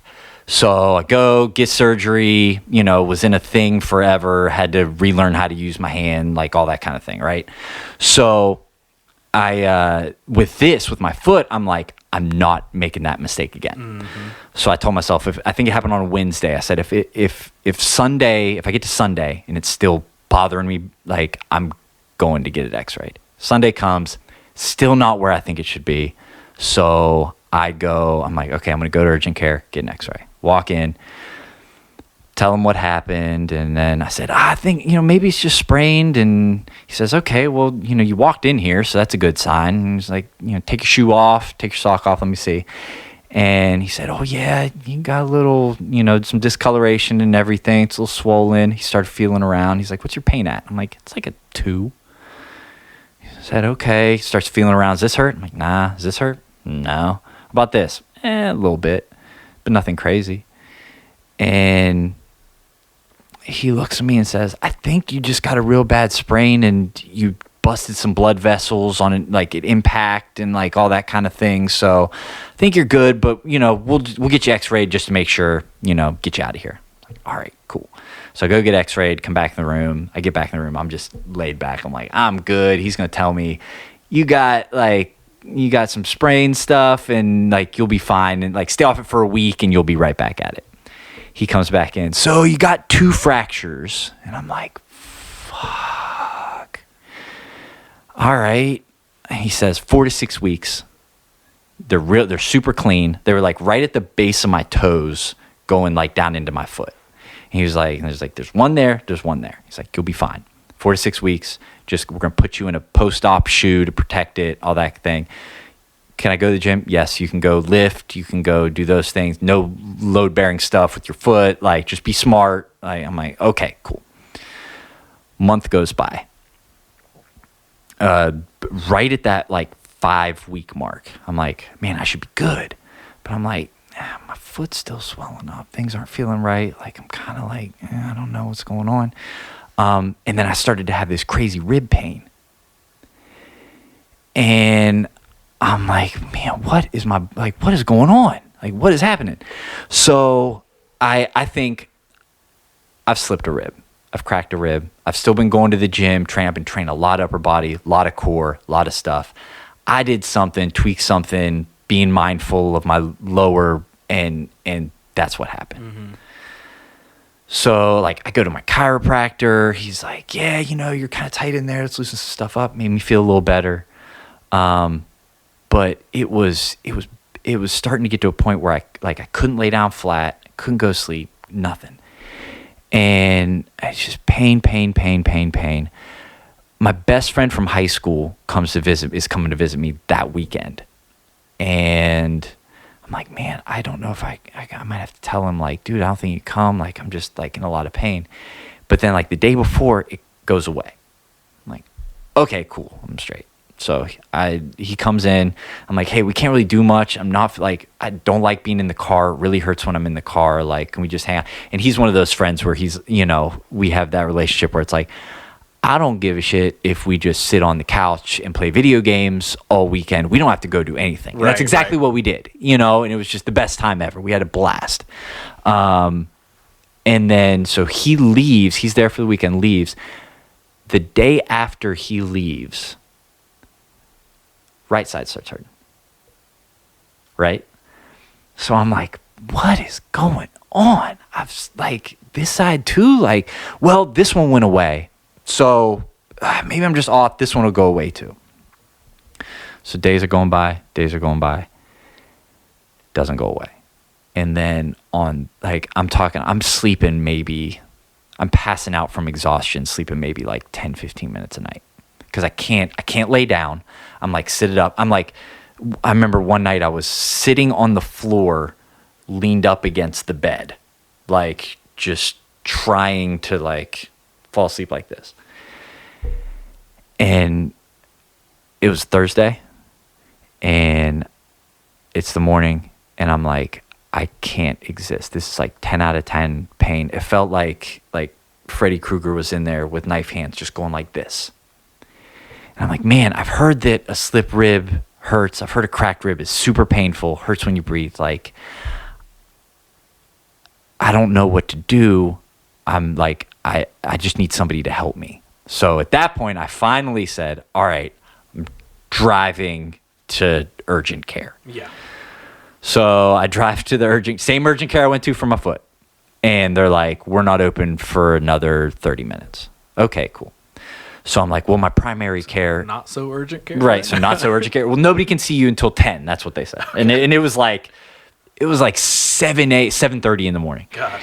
And so I said, all right, well, my primary care is open in half an hour. I'm going to go there because they've got a same day. Drive up there. They're like, we can't see you unless you have a referral from primary care. Okay, cool. Can I go upstairs and get that? They're not open for another 30 minutes. All right, where do I go? And she's just like, there's like an ER right up the street. So I'm like, okay, cool. So I go to the ER, walk in there. And he's like, I know it's like I'm like building this suspense for you. You're like, what is about to happen? So I get there and I'm like walk in and I'm just like, I'm just like, somebody help me. They're like, do you know where you are? And I'm like, yes, I'm at the emergency room. Like, I'm having severe pain in my ribs. Like, you know, and I described everything that was going on. Going to the back, still thinking it's a rib problem. They take me and they're going to do a CT scan. They can't get me to lay down flat because I'm just screaming in pain. Like, I'm crying in pain. 10 out of 10, worst pain I've ever had in my life. You know, and my pain tolerance is pretty, I mean, I went a month with a shattered hand. I went a couple days with broken bones in my foot thinking like, it's fine, it's a sprain, right? So like, when I say it hurt, like it was awful. So, and this had been like a week at this point, a little over a week, you know, with like a 3-4 day in between where everything was fine. So they're like, you gotta lay down. And I'm like, so I fought through the thing, just screaming, crying for help the entire time. Like, somebody help me. They take me back to the room. I'm exhausted. I can't drink any water. They're not letting me drink water because of, you know, run the tests and everything. So I'm just like in the sink, like throwing water on my face, like standing there. And he comes back in and the doctor looks at me and he's like, you've got blood clots in both of your lungs. A lot of them. And I'm like, everybody has asked me since this happened, like, were you terrified? And for a split second I was, and like I went and saw my brother a couple weeks ago and I told, like, it was kind of emotional for me because like for a split second I was like, well, I never see my brother again. You know, like that type of thing. Like, well, I never see my parents. Well, I never see my wife. Like that kind of thing. But he very quickly goes, you're going to be fine. He was like, there's no strain on your heart. You're getting 100% oxygen right now and your blood pressure is normal. which kind of goes back to me talking about why I feel like it's so important for you to take care of your body and be in good shape and, you know, make sure that your body's running at the most optimal level it can, because had it not been, could have been really, really bad. Yeah. So they start me on, they put me on the IV blood thinner, and they give me pain meds, and finally, you know, get my pain under control a little bit. I call my wife. I'm like, I got blood clots in both my lungs. She's like, oh my God. And then, like, you know, leaves work immediately, comes, and she was by my side the entire time. It was awesome. Like, shout out to her. But it was just this crazy, insane moment that I never thought would happen to me, but happened. So that was in June. And I spent 5 days in the hospital, I think. Lost like 16 pounds that I didn't have to lose in the first place. Wow. Like I came out like a shell. It wrecked me. And I'm still recovering now. Like, you know, I'm on blood thinners until at least January. And then they found, you know, without being 100% certain, they ended up finding another one in my leg, which was the same leg where I broke the bones in my foot. Mm-hmm. So they think what happened is from it being immobilized, I went on a trip to work on some music. Basically a perfect shitstorm happened where clots formed. They got loose, and I was like, ooh, my foot's feeling better. This is awesome. Huh. What happened is they had made their way out, gone up, but they found one in my leg too right there, that's still causing me some issues and everything, but it's slowly getting better. But yeah, I mean, I'm feeling great now, but like that kind of put a pause on a lot of things in my life as far as like from a physical standpoint. Like, yeah, I had to build things back up. Like I couldn't go to the gym, I couldn't go train, I couldn't do anything high intensity. And then, you know, finally getting back into that and being able to now where it's like, okay, I can lift heavy weights, I can do things, I can do certain things. I'm kind of back, but I'm still nowhere near 100% or what I was before. Right. And then having to reassess like, okay, what I can and can't do and that sort of thing has been like obviously crazy thing to deal with, not fun. Like what's your state of mind been like? Like do you feel the void of not having those things for the last handful of months? Like has that been like a just as much of a physical rehab you've had to do? Have you had that mental rehab where you're like, dude, missing this stuff? Honestly, this whole thing has been more difficult mentally for me than physically. Yeah. Like you know, going back to the whole death anxiety thing and fear of death, like that was like amped up to 10 after that. Mm-hmm. Because like you go through like this, you know, like I'm going to be okay. Awesome. But this is also something that can take people out, like, you know, yep. So that's not lost on me. And that kind of got me into that mindset of like, oh man, like, you know, that pulled me down pretty heavy.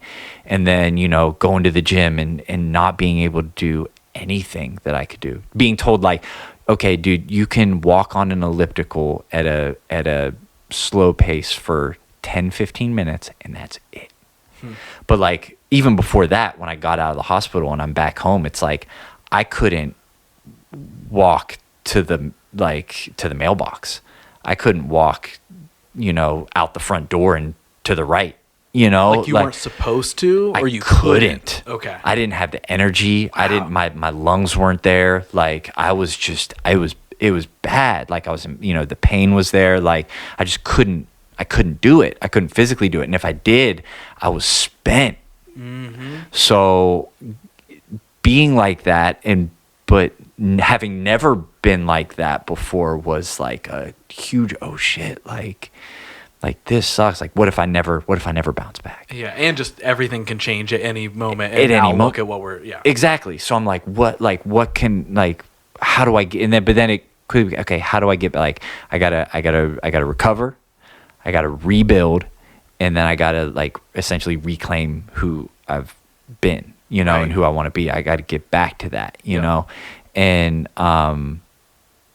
that's kind of been my whole like thought process through the whole thing. Is like, all right, dude, like you got to take the time to recover. I'm still recovering, but I'm recovered to a point now where it's like, okay, I can start to rebuild.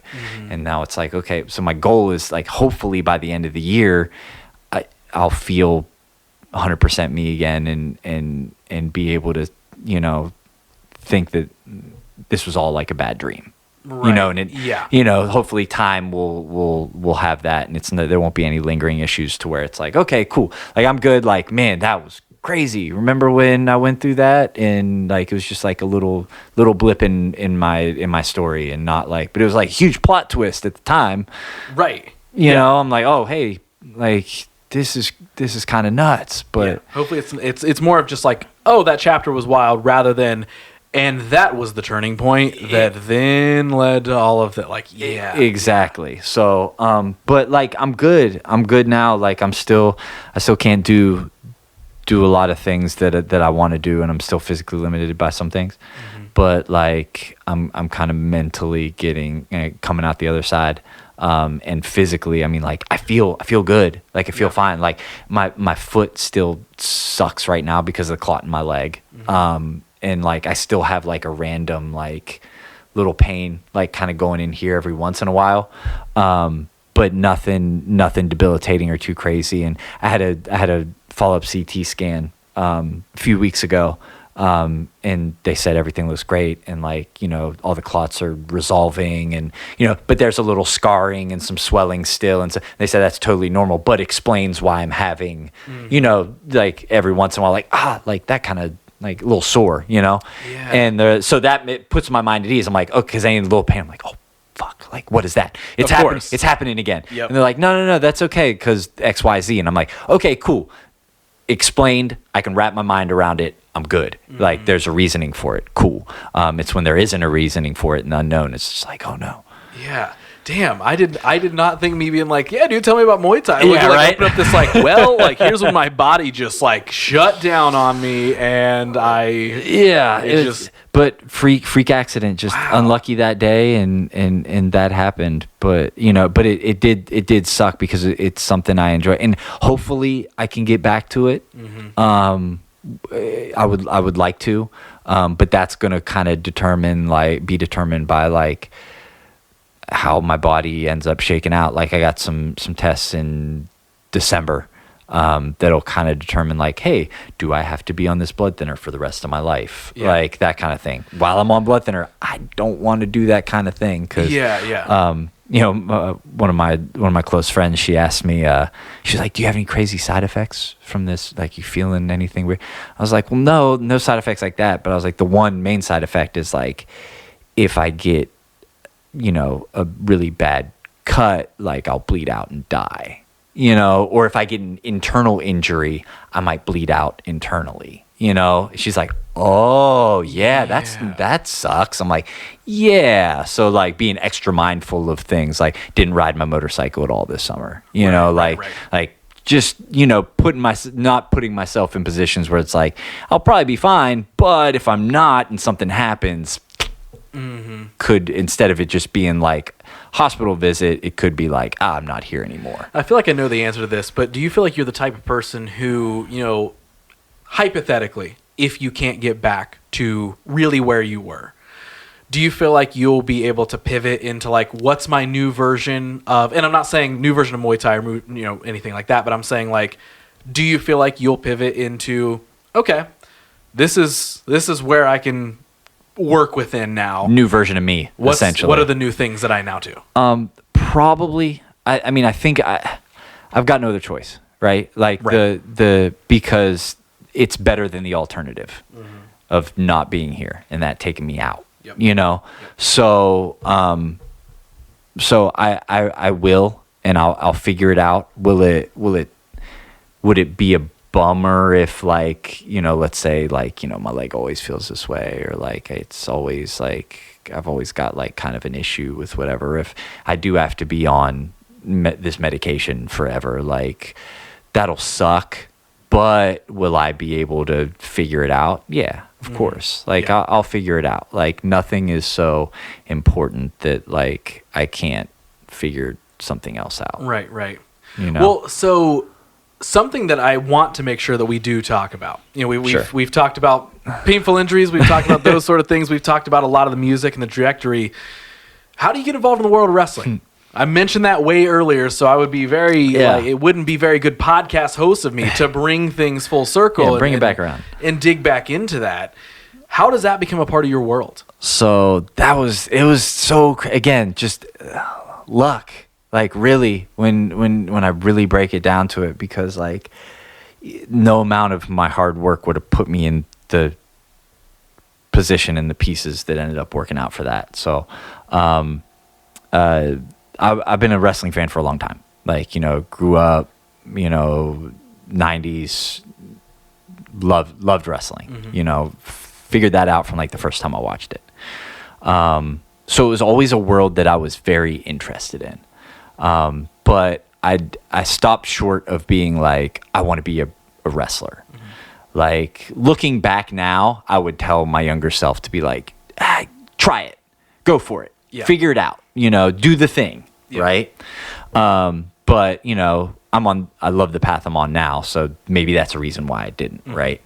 But I want to say it was, later on, I even though I wasn't a part of that world, I always thought it would be cool to find a way to contribute to it. Yep.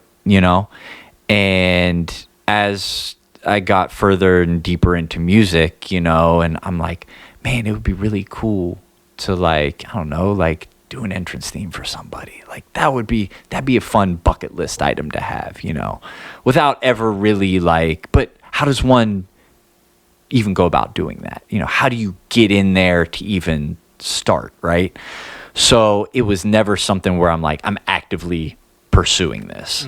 Like I'm not going after this because I'm over here in this world making records for the radio or for albums or for whatever.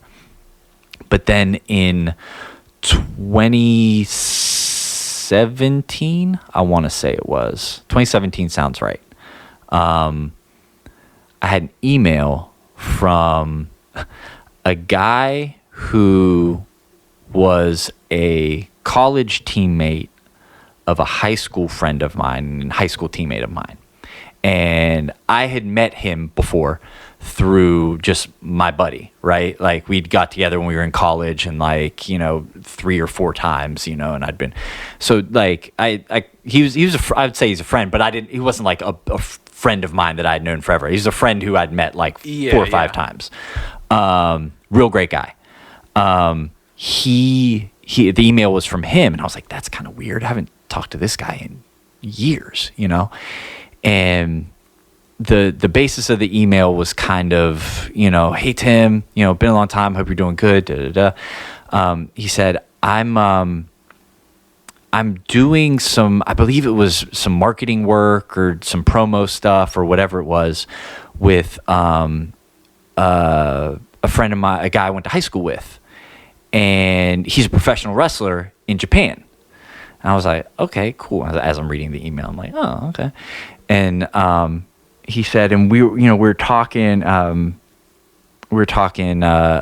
everything over there, and he's wanting to do. They're doing like a refresh on his character, and he wants to get new entrance music, but he doesn't want to use the company and like people involved. He wants to go outside and he wants something that's a little more authentic in him. And I kind of just told him like, hey, I think I might know a guy, and he had no knowledge that I was a wrestling fan. He had he's like, I don't even know if it's something that you would be into or want to do. And he was like, but my friend, he wrestles in Japan. His name's Tamatanga. And just let me know. I showed him, played some records that you'd done, over the years for him, and he loved them, and he was like, oh yeah, that sounds great if you think he'd be down to do it. So I'm just kind of reading that email, and I'm like, holy shit, like this is pretty cool. Like this is gonna happen. So I responded back pretty quick. I'm like, I'd love to give it a shot. Like not knowing even if I could come up with something that would work, but I was pretty confident that I could, but at the end of the day, that's kind of out of my hands. I was like, yeah, man, love to give it a shot. Just here's my contact info, give it to him. So Tama hits me up, me and him chat for a bit, and I kind of get a feel for what he's wanting to do and what he's looking for. And when I do craft a theme, I want it to be an extension of the character, but I also want it to be something connected to the person behind the character. Like, it's got to be as much Pate as it is Tama, right? Mm-hmm. Like, I want it. So I'll ask him, like, okay, what do you, what's a reference? Like, what do you want it to sound like? And then I'm like, but then I always ask, okay, what are you listening to right now? Like, what are you listening to before you go through the curtain? What are you, like, what? And I get a list. So I'm like, okay, cool. And then I work up 4 or 5 ideas, maybe more, depending on how I'm feeling or what pops into my head. So I worked up probably 4 or 5 for him, send them to him, and he's like, "Oh man, this one is perfect." And he might have requested a change or two, or can you add this? Can you do this? I'm like, yeah, sure. So I did it, and he's like, okay, cool, bet. Get everything done, and then we get the business done. New Japan approves it. I'm like, cool, this is happening. This is fantastic. This is great. And then nothing happens. And then time's going by. And, in pro wrestling, you don't want to just turn on a dime and like change something. There's got to be a reason for it. There's got to be a change for it. Well, at that point, it was for, the way he explained it to me was, hey, I want to just kind of like, we're going to kind of like refresh, my solo stuff, and this is what this is for. But as the kind of months went on there, him and his brother got real hot as Gorillas of Destiny and tag team, right? So, and they had their own theme. And they were doing that, and I'm like, man, maybe this just isn't going to happen. Like, they're not, this is great for them, but, I just don't see this theme. Like, maybe later down the road, it's possible, I guess. But Tom and I keep in touch, build a friendship, that kind of thing. And then over a year, so if that was, because that would have been like early 2017. It would have been December 2018. He calls me.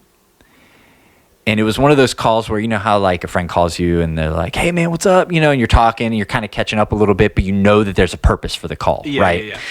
So he goes, he said, hey, how you sent me like a batch of themes, like a bunch of them? I was like, yeah. He said, what's the deal with those? Where are those at? And I said, they're put in a folder off to the side in case you or any of the other boys need something, if you want one of them. And he was like, okay, cool. Do you remember this one? And he described it to me. And I said, yeah. He said, I think it would be perfect for me and my brother and for God. Awesome. Fantastic. That's great. Cool. 100%. He said, okay, great. I want to debut it at Wrestle Kingdom. And I'm like, okay, that sounds fantastic. Because that Wrestle Kingdom that year was Wrestle Kingdom 13, which they hold on January 4th every year, no matter what day of the week it is. New Japan does Wrestle Kingdom. That year was, I believe, I know Jericho and Naito and Omega and Tanahashi were in the main event. And God was in a 3-way. They were the champs going in. And so it was a big Wrestle Kingdom, and there was a lot of buzz around New Japan at that time. And so I'm like, damn, this is huge. Like, this is their biggest show of the year. Like, this is the biggest event, like wrestling event outside of America that happens every year. Like, this is really cool. And I was like, 100%. He goes, okay, so there's a couple things I want done. And I'm like, okay. He's like, if we can. He's like, can we? Because at that point, it was just an instrumental. And he said, could we get a hook on it like our current theme has? Like, not the same hook, but, something different, but like, a hook. and I've got this idea for this like CB radio like intro, like, and he kind of described that and what he wanted that to be. And I said, yep, you got it. I was like, we'll get it. And then, I checked the calendar. I'm like, and we were like 3 weeks out from Wrestle Kingdom, because it was like sometime at the beginning of December. But I remember looking and being like, okay, cool. Stuff I've got enough time for, but not a lot of time, because of a couple factors. One, the communication with New Japan is very slow. I mean, it's on the other side of the world, and they're not very great at getting back in a timely manner. Right. And I know that they're going to need to do a new video package to sync with it. I know they're going to have to work this. I know it's going to have to get approved by them, and all that kind of stuff. So I get off the phone with him, and I'm like, immediately I start thinking huge. I'm like, I'm going to call in favors, and I'm going to get this guy on it. Like, I'm going to get this guy on, like it. And then I quickly brought myself back down to earth, because I'm like, if I do that, then I'm going to have to wait on their label approval, because they're signed.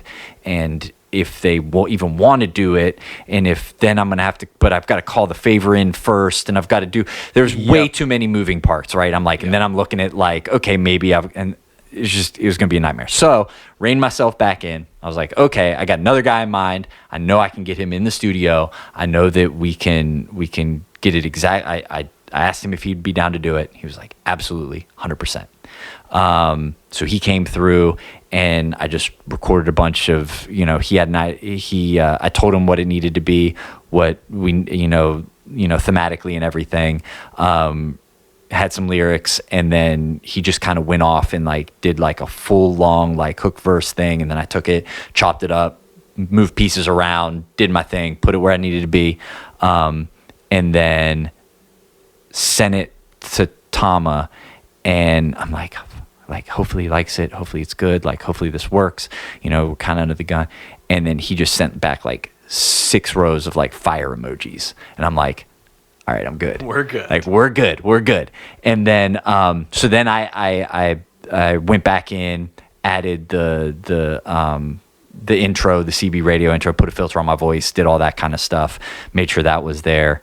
And then added some like final touches and everything, and then sent it to him, and then it got approved, and then boom, and then like debuted at Wrestle Kingdom in the Tokyo Dome in front of 40,000 people. That's so sick. Which was crazy. Yeah. Like, how did that feel? It felt great. Yeah. I'm like, because I'm watching it, I'm watching it at home, and I'm like, I wished I was there, like, so bad, but like there was no way, like, in that time frame I was getting over there for that, right? Yeah. So watching it was kind of surreal.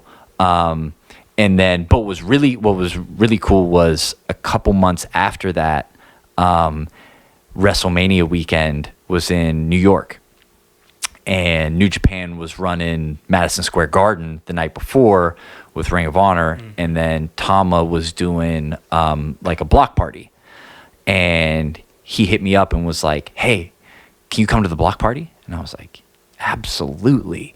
So I went to the show, sold out Madison Square Garden, got to hear it there, which was awesome. Super sick. That was fantastic. So I went there, and then went to the block party, and got to hang with those guys and meet more of the guys, meet Chase Owens, and meet Hikuleo for the first time, and meet T for the first time, and just kind of get to know those guys, and meet Pops for the first time, and like, being there with Haku was like the coolest thing ever, and like, and he's just like the greatest. He's one of the, like, that whole family is like some of the greatest human beings walking this earth, and I love them dearly.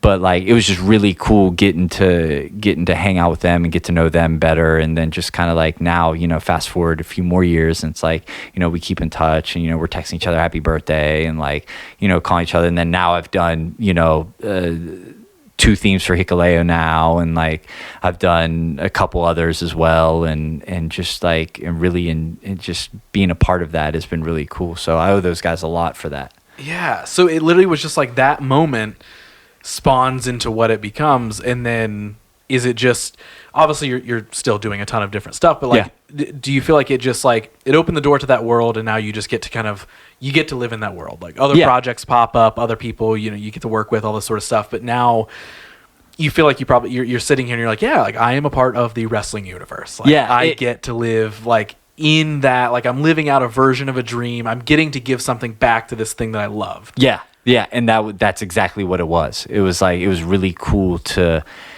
help those guys, like to have an extension of their character and what they're doing. You know, it was like, because if you think about it, you know, when you watch pro wrestling, your first connection to somebody is before they walk through the curtain, their music hits. Yep.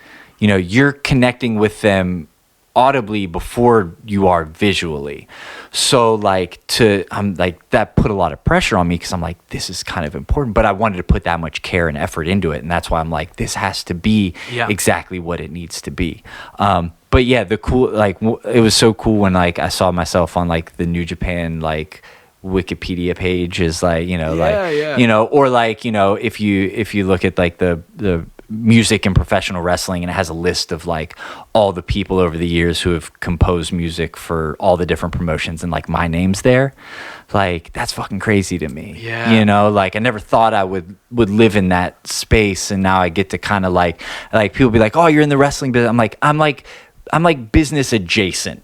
Right. Like I'm not really in but like I'm a part of that overall world, and like, and now I've made like some great friends like through, and like a guy like Chris Bay, who's a great, fantastic wrestler, but also an awesome artist, and like to be like I'm like producing his next album, you know, and like what was crazy with Chris was he had posted a song, I think, and it was dope, and I commented on it or something. I said something about it, and then he hits me up, sends me a DM, and is like, I've been wanting to work with you for the longest time, and I'm like, okay, let's do it. And I thought that he knew me through the boys, right? Because that makes the most logical sense. Like him and Hikuleo were in a tag team together even at one point. So I'm like, he knows me through them. And come to find out that he's like, nah, dude, like I've been following your career since like 2016, and like I've just always wanted to work with you. That's so and I'm sick. like, are you fucking kidding That's me? amazing. Like this is so cool. So now Yeah. it's like, you know, anytime he's got a he'll have a show in Dayton every once in a while for like Revolver, and like I'll drive down to Dayton and hang out with him before the show, and then he'll, you know, show will start, I'll go out, watch some wrestling, he'll have his match. After his match, he gets cleaned up, he texts me, calls me, and then I go out, and then him and I like talk wrestling and music for another however long, you know, like incredible, like making friends, like and building relationships through just like, I never thought that like I would make friends through wrestling, and as well as like make music for it. You know, it's crazy. It's funny because where I'm at in life is I am looking for or wondering if I'll get that moment of what's my other way into the world. Yeah. Like that, because same thing for me when I was younger. Like my pro wrestling's my first love. Absolutely. Love it. Like 100%. Same thing. I told myself like, I had the plan of like, I'm going to graduate high school, I'm going to go to wrestling school. Yeah. And you know, of course, then when you become a teenager and life takes you in all these different ways, and you're like, what, wrestling school? I can't go do that. Like, why would I do that? Yeah. And so now it's like being so involved in the creative and entertainment world in adjacent to so many different things, I keep finding different doors into different things that I'm like, oh, this was a roundabout path into this. Yep. Like I had a very roundabout kind of unconventional path into like the filmmaking world. Same thing with like, you know, in the last year I've entered like the comedy world. It wasn't just a straight thing into there. And I'm like, all right, I need that with the wrestling world. Yeah. I'm like, what does my version of being involved in that world look like? Because it is a thing where I'm like, and you know, still to this day, absolutely love it with every bit of my heart and soul. So I'm like, okay, I'm gonna find a way in some version. It's gonna look different than what, you know, 15-year-old me thought it was gonna look like, right? Right. But what's that unconventional path in there? Just like everything you just explained. Because it is there. Mm-hmm. Like there's all different kinds of moving parts in that business, you know, that people don't consider or don't think about.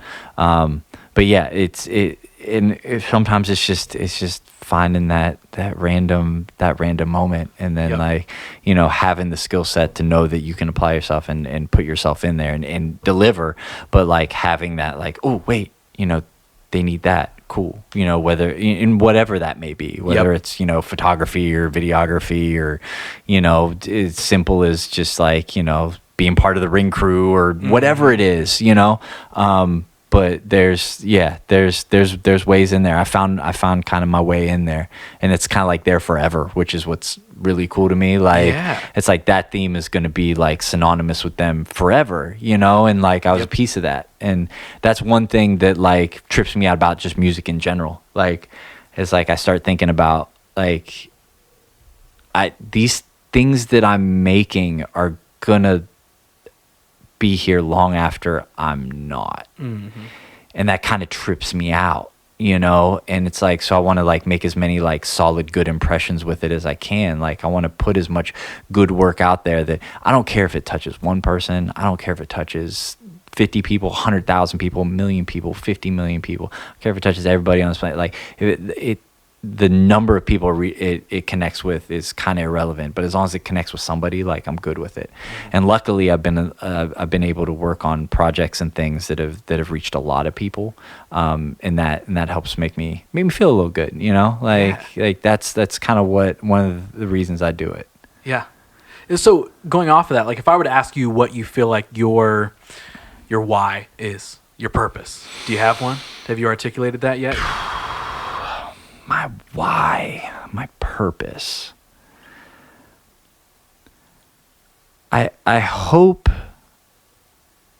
it's like I don't know exactly, maybe I can't pinpoint exactly what it is, but I hope that it's to just be the best version of myself. And this might not really fully answer exactly what you're asking, but like be the best version of me and know that I did all that I could to help other people be the best versions of them.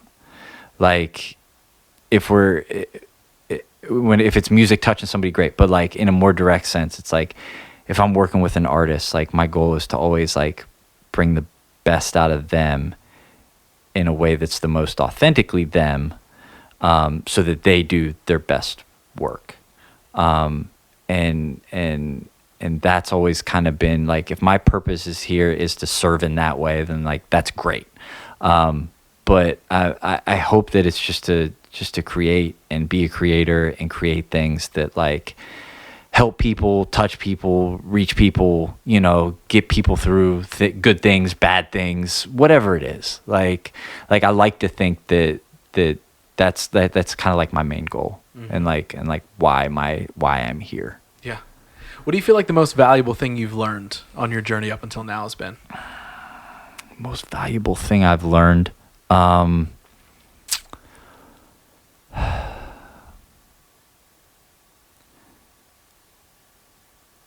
that it's okay, like from a personal standpoint, it's that it's okay to not be so hard on yourself. Like, 'cause I'm always very critical and hard on myself when it comes to the music, and like it's okay to just kind of like not be like that. It's okay to like make something that's not good. Like, it's not the last thing you're gonna make. You know, it's okay to fall down a bunch of times. Like, because you'll end up not falling down one of those times, you know, or you'll get back up, or, you know, like you get driven down a lot in this industry because it's a lot of no's, and it's a lot of closed doors, and it's a lot of doors slamming in your face, and it's a lot of like, you almost got it. You almost got there. You almost had that happen. You know, that thing almost worked. I'm the king of like the almost placement. You know, like if you look at my discography, it's like it's solid. Like I've worked with a lot of great people, and I've worked with a lot of great people. But if you also look at like the records that didn't happen, it's like, man, if that was my discography, holy, like that'd be insane. Like I would like that'd be we're talking, guys who people like dream of working with, and it didn't work out for whatever reason, like it was on the album, then it got bumped. There was a sample clearance issue. This person, that record didn't happen. This person passed away. This record's on the shelf. Like there's all those types of things. So it's like being okay with that and like, seeing those happen, like sucks. But at the same time, like it's okay because like it's led you in this path, and look at all these great things that have happened, So I know the question was like, what have you learned? But it's like kind of like that's like to be able to just like take the win and not kill yourself over the loss. Yeah. Do you feel like that's something you have to kind of continuously remind yourself of? Yes. Yeah. 100%. Yeah. All the time, every day. Because I'll work, you'll work so hard. I got away from really, there was a time in my career where I was like, I'm chasing the big placement. Like, I got to get the record with this guy. Got to get the record with that guy. Got to get record with that guy. And because that's what I was measuring the success. Because anytime anybody asks me like, what do you do? And I tell them, they're like, oh, who have you worked with? And right. they want the list of artists that they know in their genre, question. Their favorite. Yep. And it's like, okay, I'm going to name a bunch of these artists that maybe you've heard of, but a lot you probably haven't, And it's like, so I was chasing that. I was chasing the Schoolboy Q record. I was chasing, which was an almost happen. Mm-hmm. Like I was, chasing all these guys, and I'm like, and it's like, no, this didn't make it, this didn't make it, this didn't make it. Okay, cool. But like, these guys over here that I built these relationships, you start to realize that like this is way more fulfilling. Like I love, like this is just a send a record off and hopefully it makes it.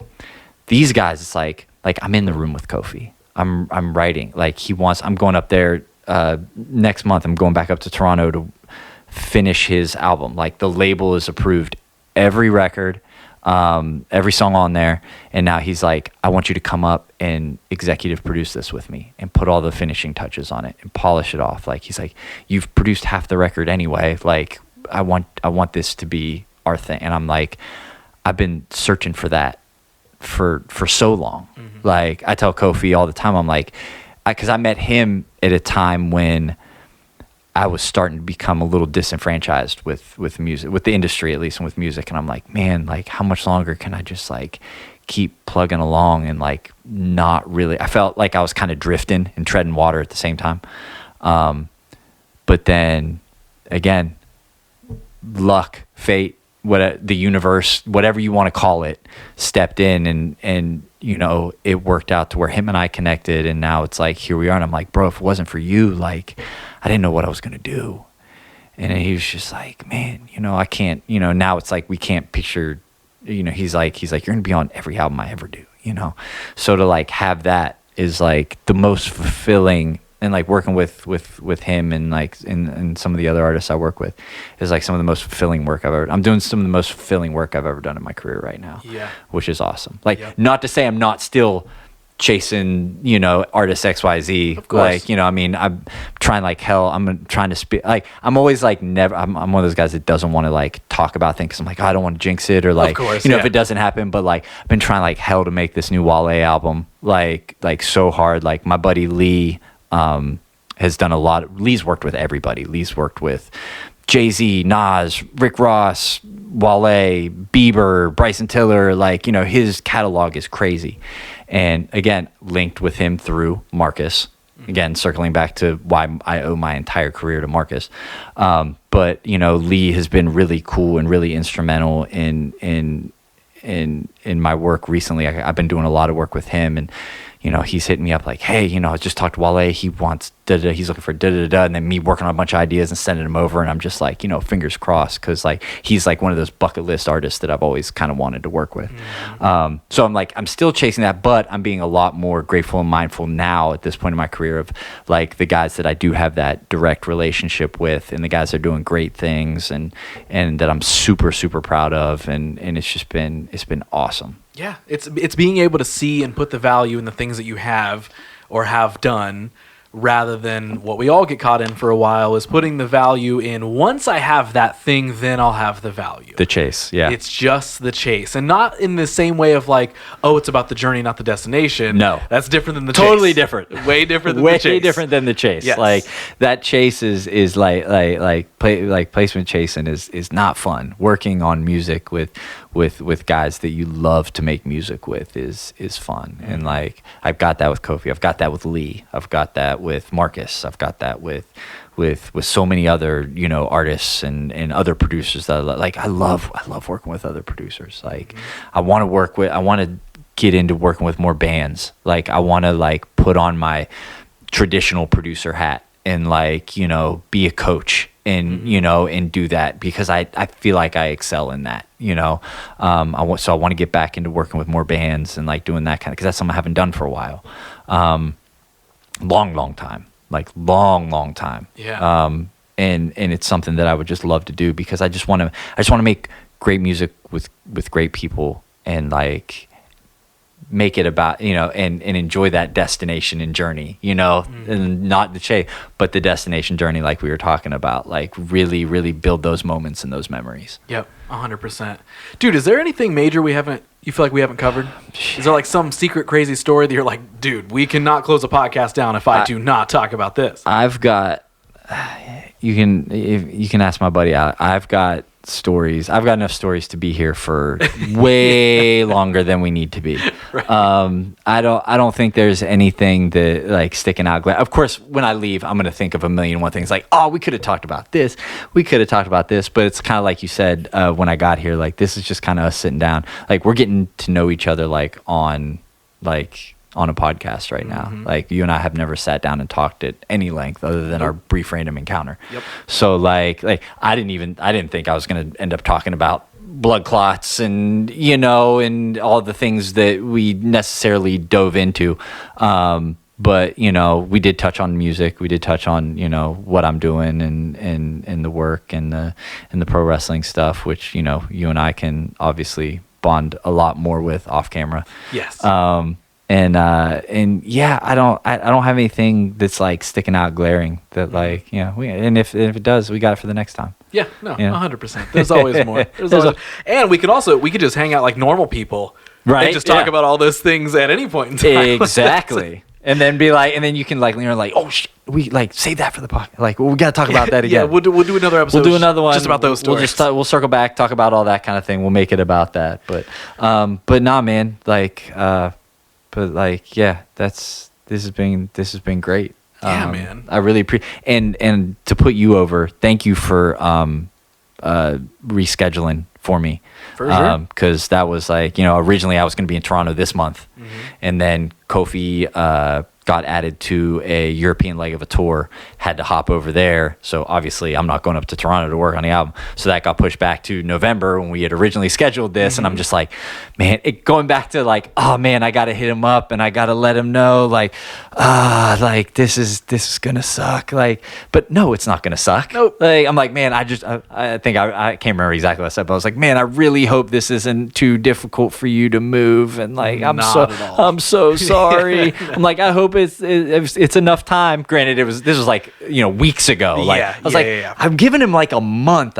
Hopefully we can figure something out. So shout out to you for shifting things around, because this is definitely something I wanted to come do. Of course, man. I'm glad we made it happen. I equally wanted to make it happen. Again, we had a brief chat at Fit104 about like, oh, you like wrestling? I like wrestling. I do some music. Want to be on a podcast? Sure, why not? Like, so no, I'm stoked that we actually made it happen. Well, dude, I have one final question for you. All right. And then this will officially be a podcast. So I asked the same question. Oh, boy. At the end of all of these episodes. No pressure. So now it's your turn. All right, let's hear I'm going to add a little bit more pressure to that, because this scenario that I want to put yourself in, okay? Ooh, okay, scenario. Okay. Yes, all right. hypothetical. Hypotheticals. But very real in the terms of this podcast. Okay. So right now I want you to pretend like everybody in the world is listening to you speak. Oh, wow. So That you have is a lot of live pressure. mic. That's You have a live live mic. mic attached to everybody Okay. around the world. You get to share one thing with them. You get to tell them one thing. What is it that you're telling them, and what do you want them to hear? I'm just going to say the first thing that popped into my mind.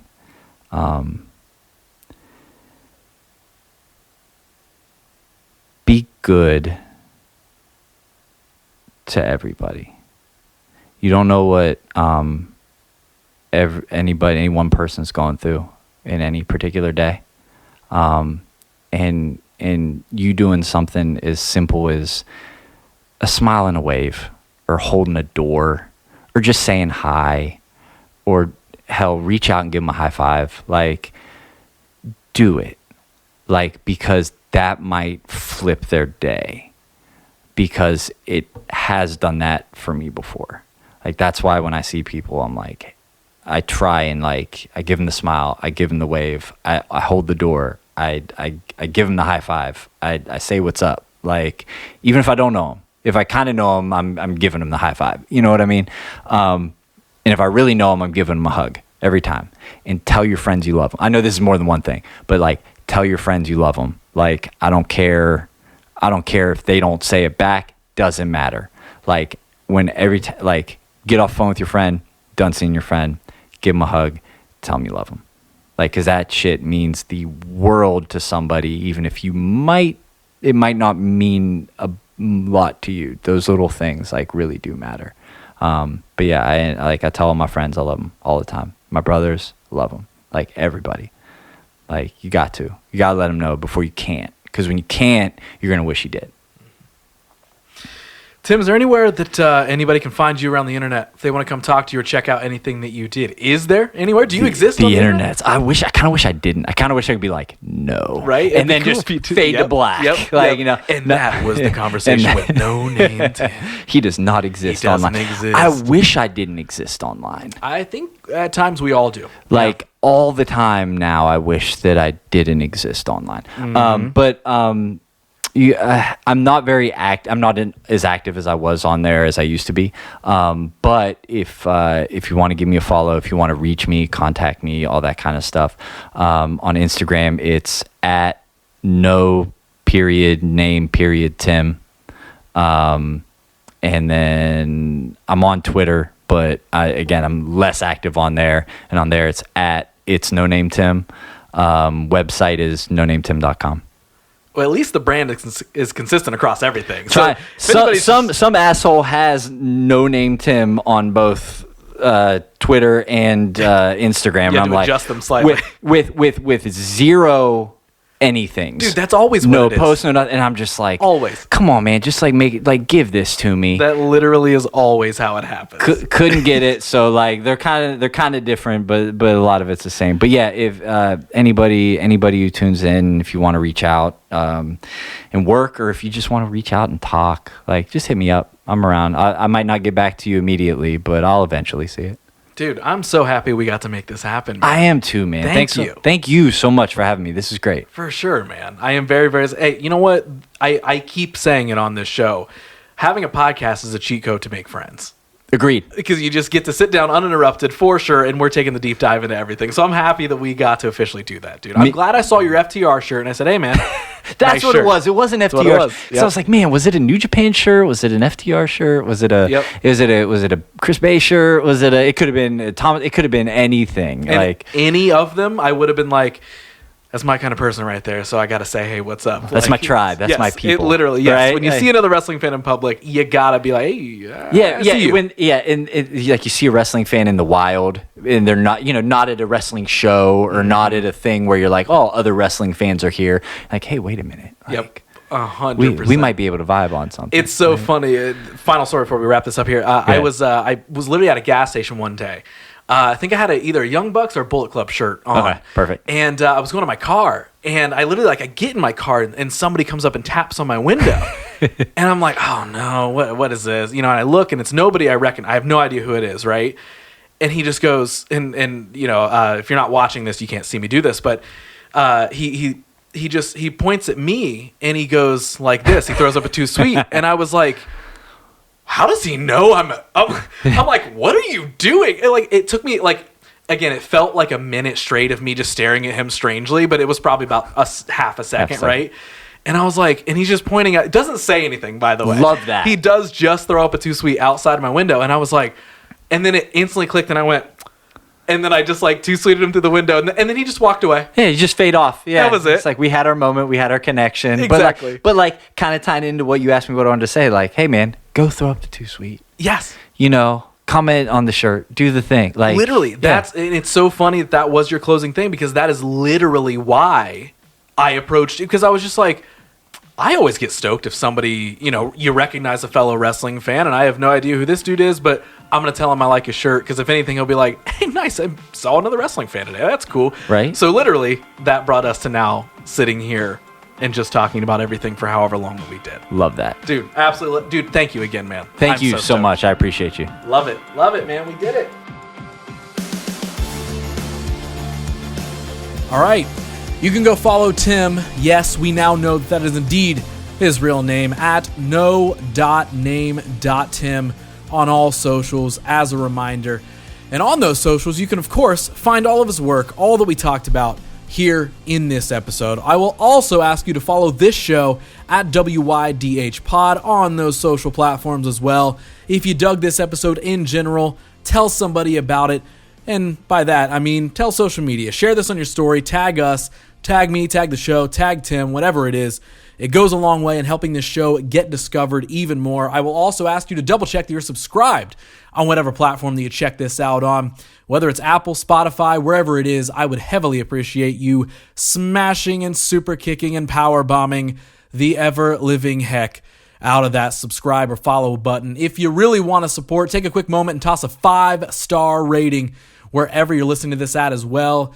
Folks, this all adds up and really, really helps. And of course, you can find these episodes in video form as well over on my personal YouTube at youtube.com/Ross Tyson. Tyson is spelled Theisen.